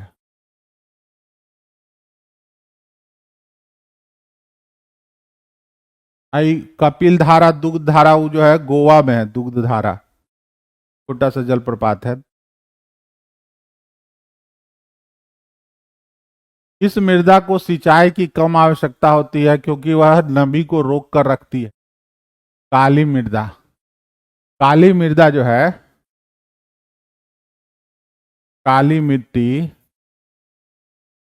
के दक्कन लावा, दक्कन के बेसाल्ट लावा से बनी है, से बनी है, ठीक है। इसमें नमी धारण करने की क्षमता होती है, ये नमी को लंबे समय तक बनाए रखती है और इसको अत्यधिक उपजाऊ मिट्टी भी कहते हैं, उपजाऊ मिट्टी भी कहते हैं। तो कपास मिट्टी, कपास यहाँ होता है इसलिए कपास मिट्टी या रेगुर मिट्टी भी कहते हैं। लाल मिट्टी पाया जाता है प्रायद्वीपीय भारत में। लाल मिट्टी आयरन ऑक्साइड के कारण लाल होती है। लेटेराइट मिट्टी पाई जाती है जहां खूब वर्षा और गर्मी पाई जाती है, पहाड़ी ढलानों पर। हाँ, इसका आंसर हो जाएगा पप्पू जी आए, सी होगा इसका आंसर, ठीक है। आप लोग आते हैं तो मेरा जोश बढ़ जाता है, अब कोई नहीं रहता है तो फिर कम मजा नहीं आता है। एक दो भी कमेंट करते रहते हैं तो मन लगा रहता है। चलिए आगे देखते हैं। कौन सा सुमेल नहीं है? सुंदरवन ठीक है, भीतरकनिका ठीक है, वेम्बनाड नहीं, कर्नाटक नहीं है ये। वेम्बनाड झील जो है केरल में है, केरल में वेम्बनाड, ये केरल में है। तो कहते हैं हम लोग, समुद्र का पानी जब घुस जाता है कि ये में अंदर कोई निम्न भूमि में, उस तरह का झील को लैगून झील कहते हैं, लैगून, लैगून झील कहा जाता है। वेम्बनाड एक प्रकार का लैगून झील है, ये केरल में है, तो इसका आंसर हो जाएगा ये मेल नहीं है, क्या है? भारत की सिंचाई क्षमता का सर्वाधिक भाग पूरा होता है, बढ़िया क्वेश्चन है। देखिए, अगर 2000 हेक्टेयर हेक्टेयर से कम भूमि पर सिंचाई होती है तो कहते हैं लघु परियोजना। लघु परियोजना। और 2000 से 10,000 हेक्टेयर तक सिंचाई होती है, इसको कहते हैं मध्यम परियोजना। और 10,000 से अधिक हेक्टेयर पर सिंचाई होती है तो कहते हैं बृहत परियोजना। भारत में क्या है, लघु और बृहत दोनों परियोजनाओं से सर्वाधिक सिंचाई होती है, मध्यम परियोजना कम है। इसका बी नहीं होगा, इसका सी हो जाएगा। जो बड़ी बड़ी परियोजनाएं हैं, जैसे मान लिया कि इंदिरा गांधी नहर परियोजना, फिर जितना भी है सोन परियोजना, फिर कोसी परियोजना, तो उस सब से नहर निकाल निकाल कर दूर दूर क्षेत्रों तक का किया। इंदिरा का नहर जो परियोजना है, उस परियोजना से तो पूरा राजस्थान के आंतरिक भागों तक पहुंचा दिया गया, बहुत बड़ा क्षेत्र। बृहद परियोजनाओं से भी काफी भाग जो है सिंचाई हुआ, विकास हुआ है। यहाँ इसका आंसर हो जाएगा सी। ठीक है।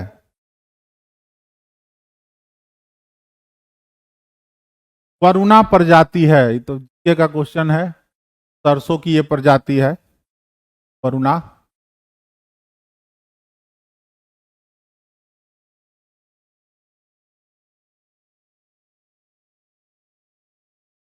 चलिए नेक्स्ट देखते हैं। निम्न कॉफी के क्षेत्र उत्पादक क्षेत्रों में से कौन कर्नाटक में नहीं है?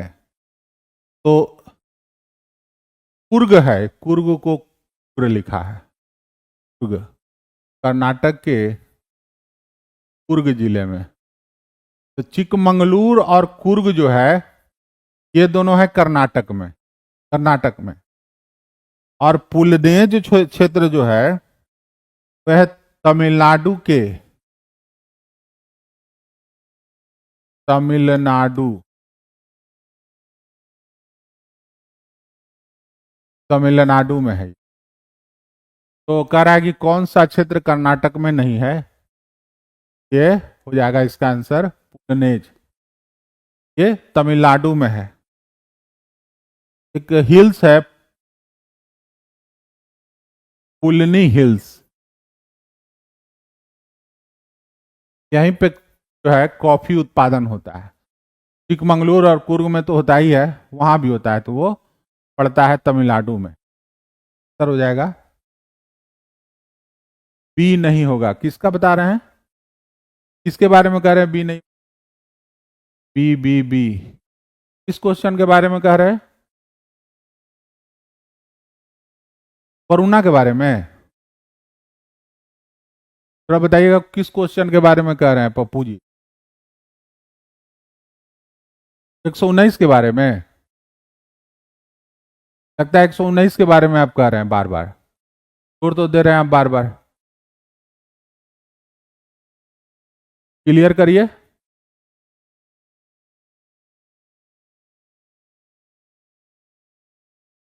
अगर आप ये कहना चाह रहे हैं कि सर लघु परियोजनाओं से होता है, तो यहाँ आपको क्लियर कर देते हैं कि नहीं, लघु और बृहद दोनों से सबसे ज्यादा सर्वाधिक भाग पूरा होता है।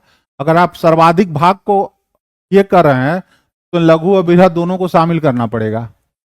119 का, हाँ 119 की बात कर रहे हैं कि अगर आप कह रहे हैं सर्वाधिक भाग, देखिए बड़े बड़ी जितनी परियोजनाएं हैं उससे हर से नहर निकाली गई है और नहर निकाल के दूर दूर तक पहुंचाया गया है। जैसे सोन घाटी परियोजना की बात करते हैं, अगर सोन घाटी परियोजना नहीं होती तो आज जो रोहतास और ये एरिया जो कह रहे हैं बक्सर और इस एरिया में आज हम लोग जो चावल उत्पादन कर पा रहे हैं, नहीं होता। वहां बहुत सूखा क्षेत्र था वो। तो सोन बड़ी परियोजना है और उसी के कारण उस पूरा बेल्ट में हुआ है सिंचाई का विकास। इसी तरह आप देखिए वहां गंडक परियोजना, वहां से नहर निकाला गया। उसी तरह इंदिरा गांधी कैनाल देखिए। तो जितनी बड़ी परियोजनाएं हैं वो बहुत बड़े क्षेत्र को कवर करती हैं। इसमें लघु और बृहद दोनों होगा, मध्यम नहीं होगा। ठीक है। सब्जी ज्यादा कृषि लागू परियोजना, तो सब्जी वहीं उगाया जाता है ना, किसी शहर के बाहरी क्षेत्र में।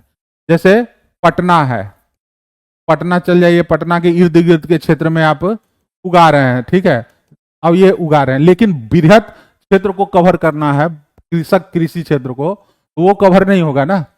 सब्जी उगाना ही केवल थोड़े कृषि है, कृषि में हम लोग आता है जितना अनाज है सब, और जब सब में आएगा तो बृहद परियोजनाओं के बिना संभव नहीं है, ठीक है, इसमें एकदम 100% क्लियर है, लघु और बृहद दोनों होगा, ठीक है। आप सब्जी को और कहिएगा तो ठीक है, मान लेंगे कि लघु परियोजना है, लेकिन गेहूं हो गया, चावल हो गया, पूरा का पूरा सोन बेल्ट जो है, जो आज चावल का कटोरा कहा जाता है, बिना सोन परियोजना के वो सूखा क्षेत्र था, ठीक है, यहाँ क्लियर हो जाएगा, सी होगा इसका।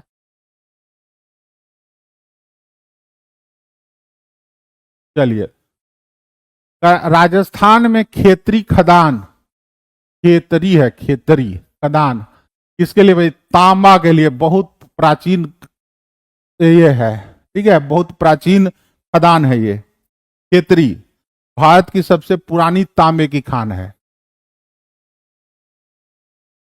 सबसे पुरानी तांबे खान है, क्या है? खेतरी।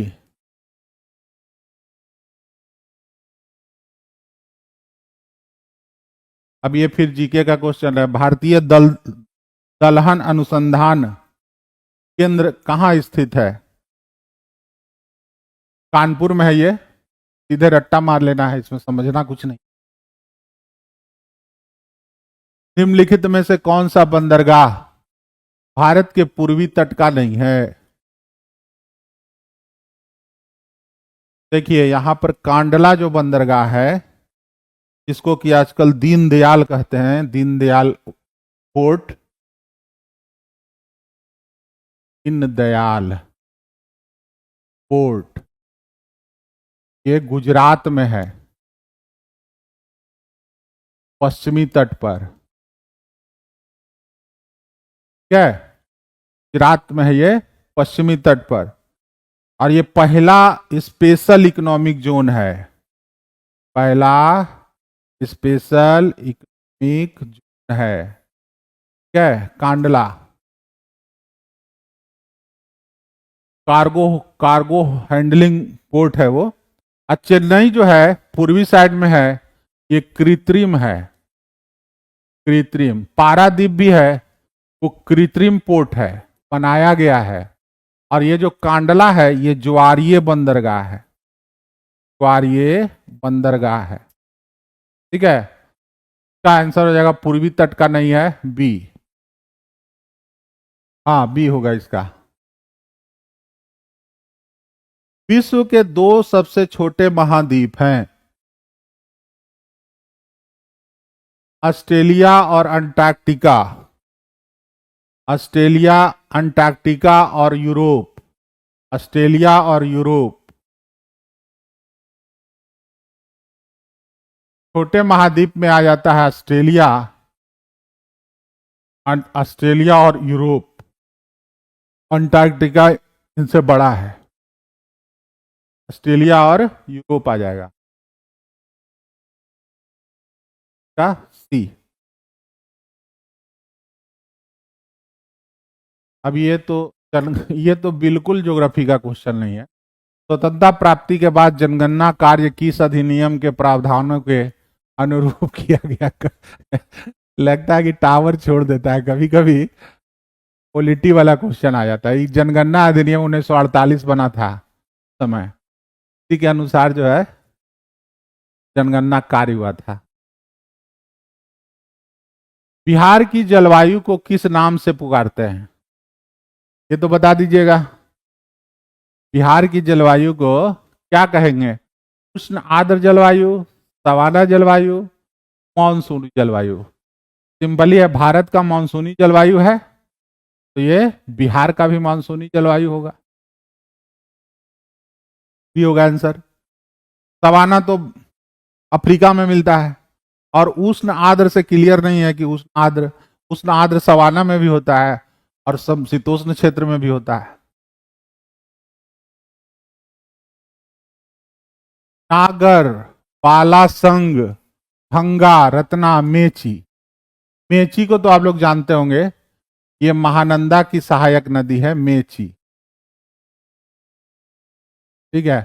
और छोटा छोटा ये सब नदियां भी मेची की, महानंदा की सहायक नदी। इसका आंसर हो जाएगा महानंदा। कोसी मेची लिंक परियोजना आप लोग सुने होंगे, कोसी मेची लिंक परियोजना, ये भारत की पहली नदी जोड़ो परियोजना है, भारत की पहली नदी जोड़ो परियोजना है, पर काम चल रहा है। इसमें इसमें किया क्या जाएगा कि जो पश्चिम में बहता है कोसी नदी, कोसी, इसके जल को मिला दिया जाएगा महानंदा की एक सहायक नदी है मेची से मिला दिया जाएगा, मेची। और ये वाला पानी चला जाएगा किसमें, कोसी नदी का अतिरिक्त पानी चला जाएगा महानंदा में, और महानंदा से उचल जाएगा बांग्लादेश में। 127। बिहार की जलवायु को किस नाम से पुकारते हैं? मानसूनी होगा इसका आंसर, ठीक है, ठीक है। और महानंदा की सहायक नदी है नागर, बालासंग, भंगा, रत्ना, मेची। कोसी मेची लिंक परियोजना भारत की पहली नदी जोड़ी परियोजना होगी। और मेची नदी जो है महानंदा में, कोसी का पानी जो है वो भेजा जाएगा मेची नदी में, और उससे जाएगा महानंदा में, और महानंदा चला जाएगा बांग्लादेश में। ये एक बड़ी महत्वपूर्ण बात होगी भारत के, बिहार के लिए, ठीक है। कोसी नदी घाटी परियोजना किस परियोजना के अंतर्गत है? लघु, मध्यम, बहुउद्देशीय। जब किसी परियोजना का कई उद्देश्य हो तो बहुउद्देशीय कहते हैं। जैसे बाढ़ नियंत्रण, बाढ़ नियंत्रण, सिंचाई, सिंचाई, सिंचाई कैसे, नहर निकाल लेते हैं, नहर निकालकर।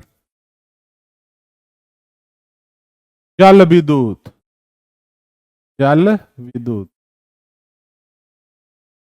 जैसे कोसी नदी में नेपाल में हनुमान नगर पर एक बनाया गया जल विद्युत, हनुमान नगर, ये नेपाल में है। यहाँ पर एक जल विद्युत केंद्र है हनुमान नगर, नेपाल में, हाँ 1955। और भारत में भी, बिहार में सुपौल में कटैया नामक स्थान पर है, कटैया, इस सुपौल में, सुपौल जिले में। जल विद्युत भी इसका एक मकसद होता है, तो कहते हैं बहुउद्देशीय परियोजना। हनुमान नगर वो नेपाल में है, वहां पे बांध बना के वहां जल विद्युत, और एक कटैया सुपौल में है, यहाँ भी करते हैं हम लोग इस जल विद्युत उत्पादन। करा कि पुरानी जलोढ़ मिट्टी बिहार के किस जिले में पाई जाती है? तो भागलपुर और नालंदा में तो मिलेगा ही, मुंगेर में कुछ हद तक कम मिलेगा, लेकिन भागलपुर और नालंदा में मिलेगा। तो यहाँ हो जाएगा उत्तर युक्त में से एक से अधिक। देखिए जलोढ़ मिट्टी दो तरह का होता है, एक होता है बांगर और एक होता है खादर। बांगर को कहते हैं पुरानी जलोढ़ मिट्टी, और खादर को कहते हैं नई जलोढ़ मिट्टी। नई जलोढ़ मिट्टी में प्रतिवर्ष नया मिट्टी आकर मिलता है, लेकिन बांगर अपेक्षाकृत ऊंची भूमि पर होता है, तो हर साल यहाँ मिट्टी नई नहीं बिछती है। यहाँ आ जाएगा एक से अधिक।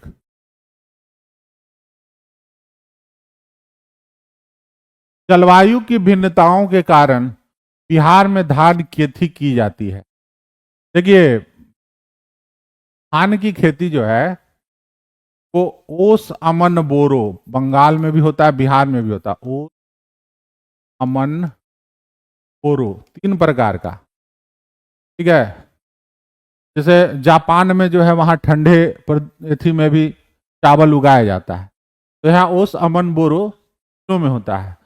लेकिन ज्यादातर जो है तो अगर कहेंगे कि की जाती है तो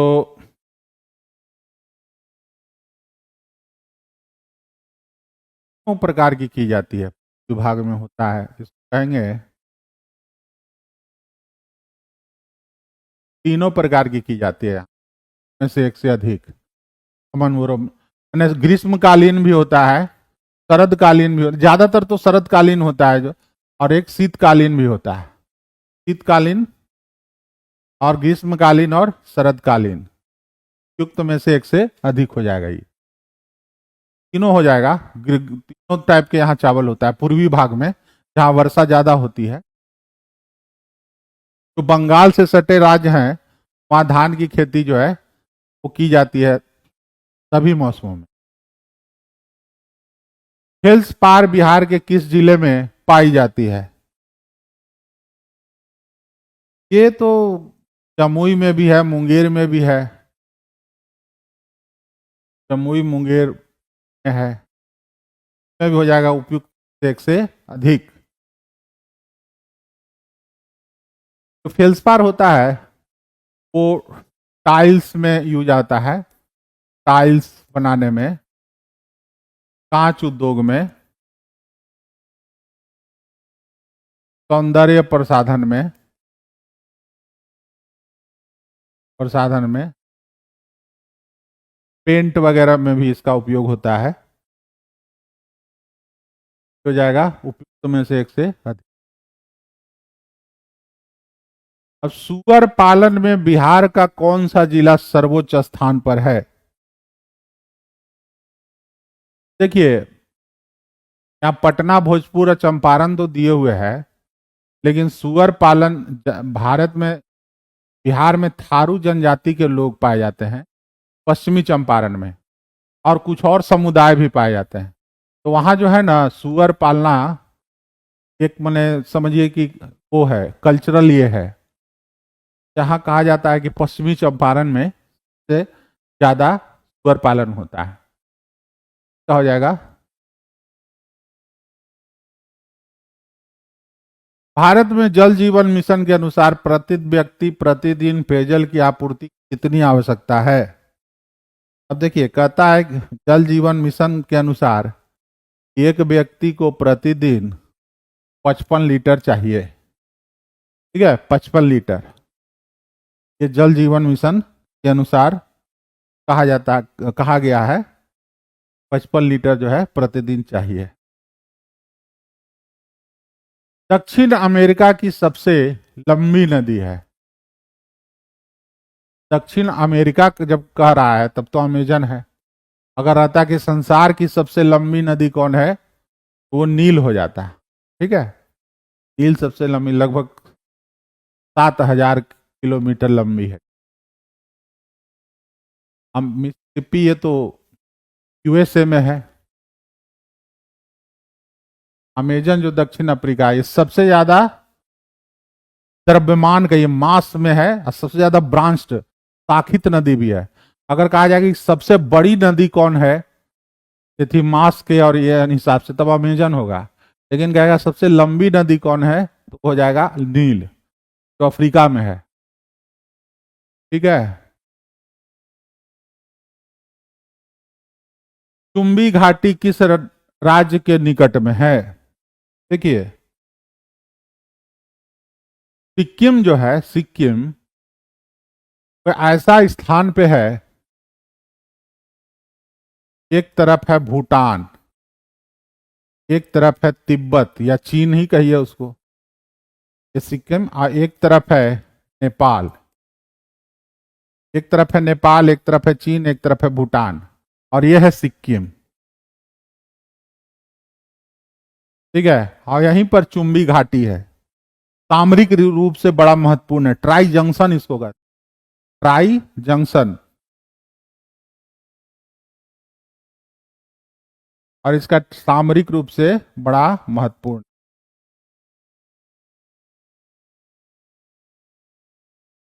आंसर हो जाएगा इसका सिक्किम। निम्नलिखित में से कौन सी सबसे ऊंची गैर एशियाई पर्वत चोटी? अब गैर एशियाई का मतलब हमारे यहाँ तो माउंट एवरेस्ट है 8,848 मीटर। अब उसका नाम नहीं लेना है, उसके अलावा बताना है। गैर गैर एशियाई में सबसे ऊंचा जो पर्वत है वो है एकांकागुआ पर्वत। ठीक है, ये दक्षिण अमेरिका के चिली में है। एकांकागुआ 6,961 मीटर ये ऊंचा है। 6,961 मीटर। एंडीज पर्वत पर है ये, एंडीज पर्वत। एंडीज पर्वत का ये एक चोटी है। एंडीज पर्वत का ये चोटी है। और यूरोप की सबसे ऊंची चोटी है ये माउंट एल्ब्रूज, यूरोप की। माउंट एल्ब्रूज पर्वत जो यूरोप की सबसे ऊंची चोटी है, ये जो है कॉकेसस, कॉकेसस पर्वत पर है। ये पर्वत की जगह चोटी लिख देता, कॉकेसस पर है ये माउंट एल्ब्रूज। और माउंट मैकिन्ले जो है वो उत्तर अमेरिका की सबसे ऊंची चोटी है। उत्तर अमेरिका की सबसे ऊंची है माउंट मैकिन्ले। यह है रॉकी पर, रॉकी वो है एंडीज पर, और ये कॉकेसस पर है। तो माउंट मैकिन्ले और एकांकागुआ इन सब में सबसे ऊंचा है। सबसे ऊंचा एकांकागुआ है। माउंट एल्ब्रूज जो है उसकी ऊंचाई कम है, माउंट मैकिन्ले की ऊंचाई उससे भी कम है।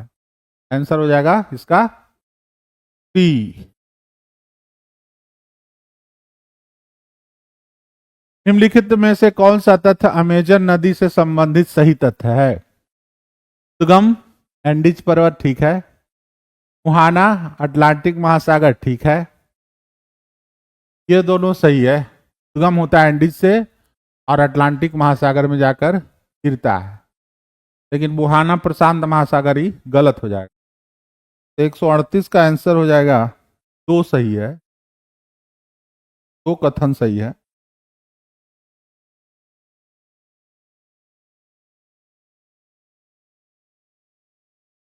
में से एक से अधिक, युक्त में से एक से अधिक, क्योंकि एंडीज पर्वत जो है देखिए,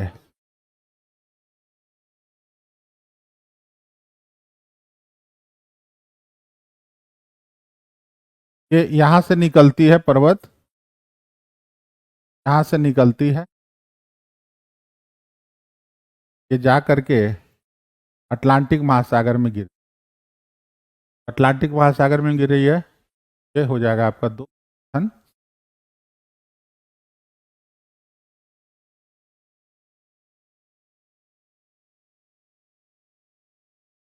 प्रशांत जब अति शीतल वायु की सहती, सहती का मतलब होता है एयर मास, एयर, जब अति शीतल वायु की सहिति के ऊपर अति तप्त वायु की है, निम्नलिखित में से कौन सी घटना घटित होती? प्रशांत, शांत मतलब शांत कह रहा है, क्या करना चाह रहा है? इंग्लिश रहता तो समझ।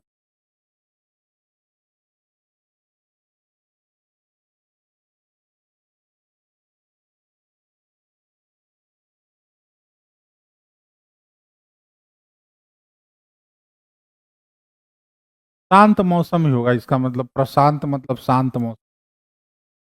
शांत तो नहीं होगा। क्या करा? हिमपात, हिमपात की संभावना बहुत कम होगी, हो सकती है लेकिन संभावना कम होगी।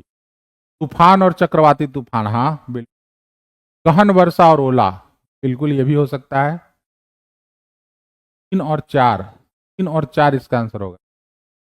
देखिए क्या है, जैसे मान लिया कि एक है गर्म वायु, गर्म वायु को वायु राशि भी कहते हैं, और एक है ठंडी वायु। ठंडी वायु को दूसरे कलर से बनाते हैं तब ज्यादा क्लियर होगा।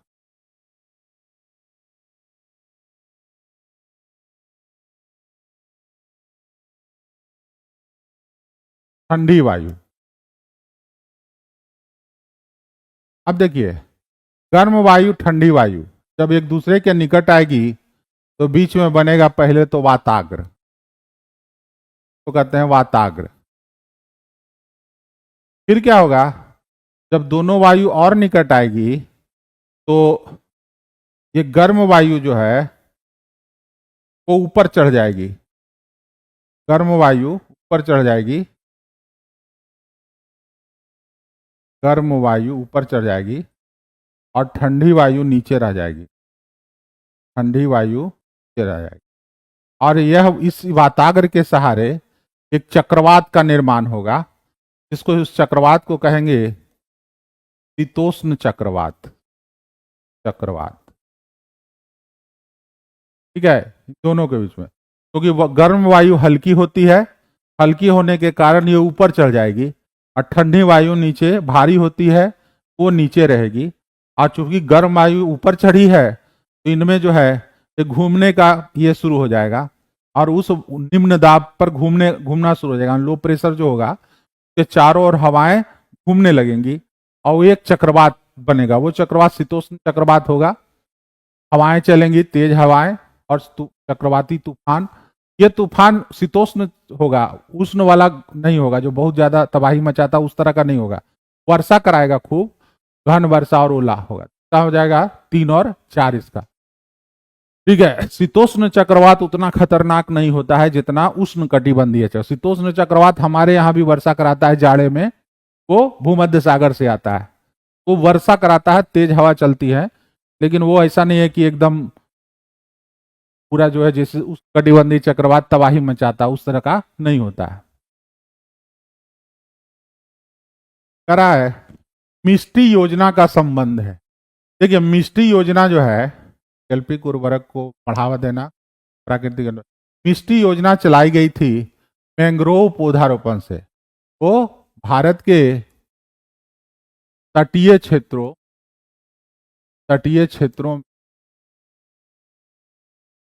और जहां जल भरा रहता वैसे क्षेत्रों में ये मैंग्रोव पौधारोपण का बढ़ावा देने के लिए ये मिष्टी योजना चलाई गई थी। इसका ये था कि आप जैसे मैंग्रोव का पेड़ लगाइएगा तो तटीय क्षेत्रों में और लवणीय क्षेत्रों में मृदा में पोषक तत्व बढ़ेंगे, ठीक है, और पर्यावरण को भी इससे काफी लाभ मिलेगा। कहा जाता है कि जो मैंग्रोव के क्षेत्र होते हैं वो पृथ्वी में किडनी का काम करते हैं, वो पर्यावरण के लिए जो साफ करता है पर्यावरण को, तो मैंग्रोव के लिए ये चलाया गया था।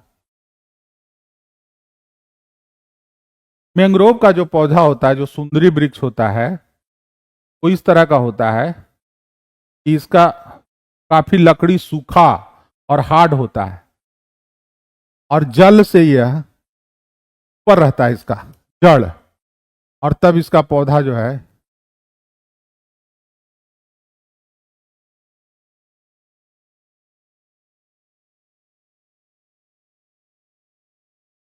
ये जो है जड़ से ऊपर रहता है, ये पूरा जाली की तरह फैला होता है, ये पूरा का जड़ गहराई तक रहता है। ये तट को सुरक्षा भी प्रदान करता है और पर्यावरण में पोषक तत्व जो है उसकी मात्रा को भी बनाए रखता है। ये याद रखिएगा, इसका आंसर हो जाएगा बी। नेपाल के साथ भारत के कितने राज्यों की सीमा मिलती है? तो नेपाल के साथ मिलेगा उत्तराखंड, उत्तर प्रदेश, एक तो हो गया उत्तराखंड वहां पे, फिर हो गया उत्तर प्रदेश, फिर हो गया बिहार, फिर पश्चिम बंगाल,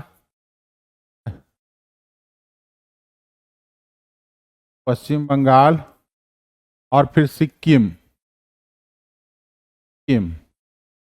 1 2 3 4 5, आंसर इसका 5।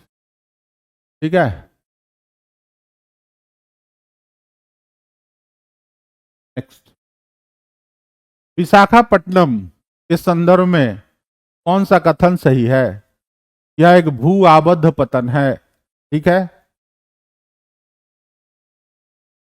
और इस पतन का विकास लौह अयस्क, पेट्रोलियम और सामान्य नौभार, अच्छा है, नामों की कह रहा है, बड़े बड़े के निपटाने के लिए किया गया है। देखिए, जो विशाखापट्टनम है, विशाखापट्टनम पोर्ट जो है वो पहाड़ों से घिरा हुआ है। ठीक है, कई पहाड़ इसके इर्द गिर्द हैं। जैसे आप जाइएगा तो साउथ में है रॉस, रॉस, फिर है एक और पहाड़ डॉल्फिन, ये दोनों साउथ में, रॉस और डॉल्फिन। फिर एक है आप नॉर्थ में कैलाशगिरी, कैलाशगिरी, ये नॉर्थ में है। फिर आप जाइएगा तो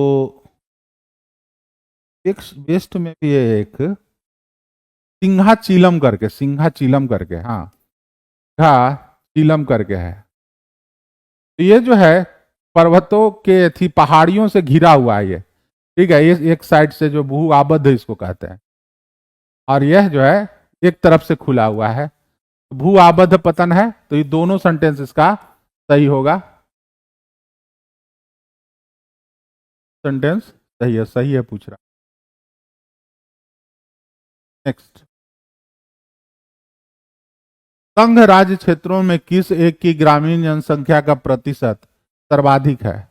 दमन और दीव और दादरा नगर हवेली, दोनों को तो एक कर दिया, क्वेश्चन में अभी भी आ रहा है, एक यूनिट हो चुका है। सबसे ज्यादा ग्रामीण आबादी अंडमान में है। ठीक है, अंडमान में सबसे ज्यादा है 62%। दमन दीव और दादरा नगर हवेली में 50% के आसपास है। ग्रामीण जनसंख्या सबसे ज्यादा अंडमान और निकोबार में, और सबसे ज्यादा दिल्ली में है, सर्वाधिक दिल्ली में। सर्वाधिक नहीं, सबसे कम जो है वो दिल्ली, कम ग्रामीण जनसंख्या दिल्ली। या नगरीकरण है 97%, आंसर हो जाएगा अंडमान। निम्नलिखित कथनों पर विचार कीजिए। अंतर्राष्ट्रीय व्यापार वस्तुओं और सेवाओं के तुलनात्मक लाभ, परिपूरकता और हस्तांतरणीयता के सिद्धांतों पर आधारित होता है। ठीक है, अंतर्राष्ट्रीय व्यापार उत्पादन में निम्नीकरण का परिणाम है। उत्पादन में निम्नीकरण हो जाएगा तो सारा चीजें गड़बड़ा जाएगा। उत्पादन में निम्नीकरण का परिणाम नहीं है, सिद्धि है, होगा तभी तो व्यापार बढ़ेगा। तो कौन कौन सा कथन सही नहीं है? केवल 2 कथन सही नहीं है। ठीक है,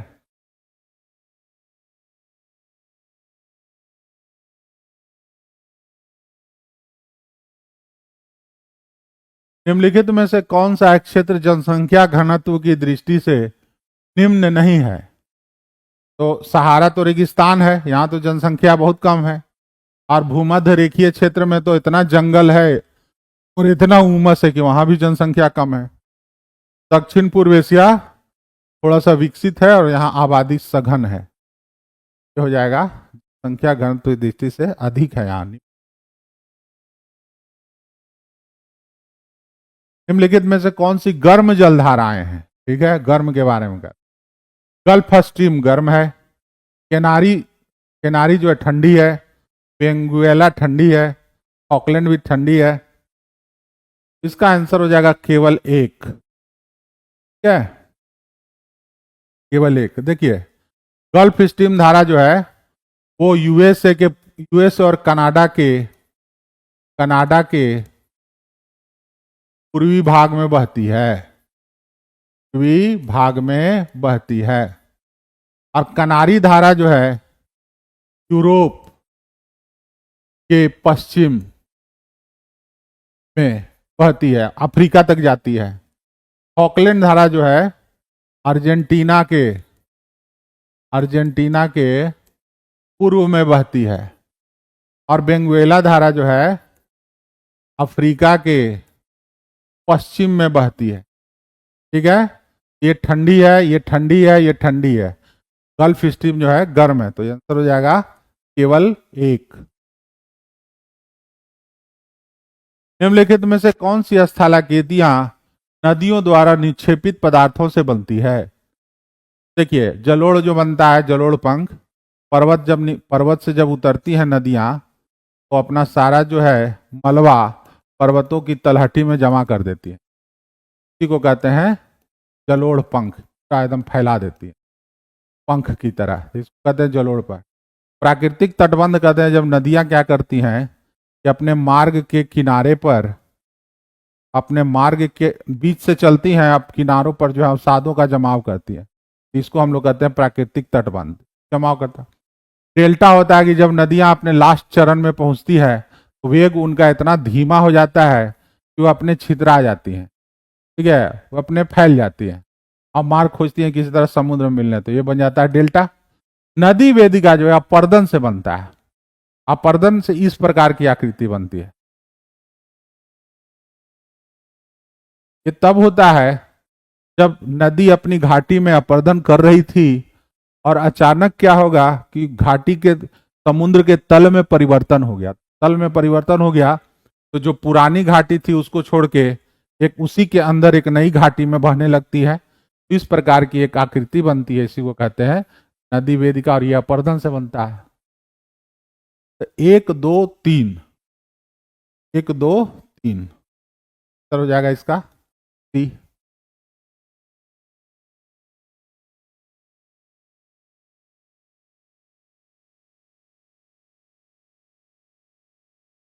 निम्नलिखित में से भारत में कौन से राज्य अंतर्राष्ट्रीय सीमा के साथ साथ समुद्री सीमा को भी स्पर्श करते हैं? राजस्थान नहीं, गुजरात करता है, पश्चिम बंगाल करता है, मिजोरम भी नहीं करता। गुजरात जो है वो तट है बकायदा, इसके पास बकायदा बंदरगाह है, पश्चिम बंगाल के पास भी है। दो करता है, दो नहीं करता है, 2 4 हो गया। समुद्री सीमा को स्पर्श करते हैं। राजस्थान लैंडलॉक्ड है, मिजोरम भी लैंडलॉक्ड है। बांग्लादेश में स्थित कॉक्स बाजार, एकदम पूर्वी भाग में है कॉक्स बाजार, नीचे में दाएं तरफ, कह कि सबसे बड़ा बाजार क्षेत्र नहीं, बांग्लादेश का सबसे बड़ा जनजातीय क्षेत्र नहीं, बहुत घना आबादी बसता है वहां। सबसे बड़ा बलुई पुलीन, हाँ पुलीन कहते हैं, जो समुद्री का किनारा जो होता है, जहां जो है तट तट जहां पर मिलता है, हाई टाइड और लो टाइड, जहां तक ज्वार जो है और जहां तक भाटा नीचे गिरता है, उस भाग को पुलीन कहा जाता है, बीच। इसमें क्या होता है कि आकर बालू जम जाता है, जब बालू जम गया तो एक अवसाद की तरह यहाँ जो है जमा हुआ दिखाई पड़ता है, ये पुलीन कहलाता है। विश्व का सबसे बड़ा बलुई पुलीन यही है, ये कॉक्स बाजार बांग्लादेश में।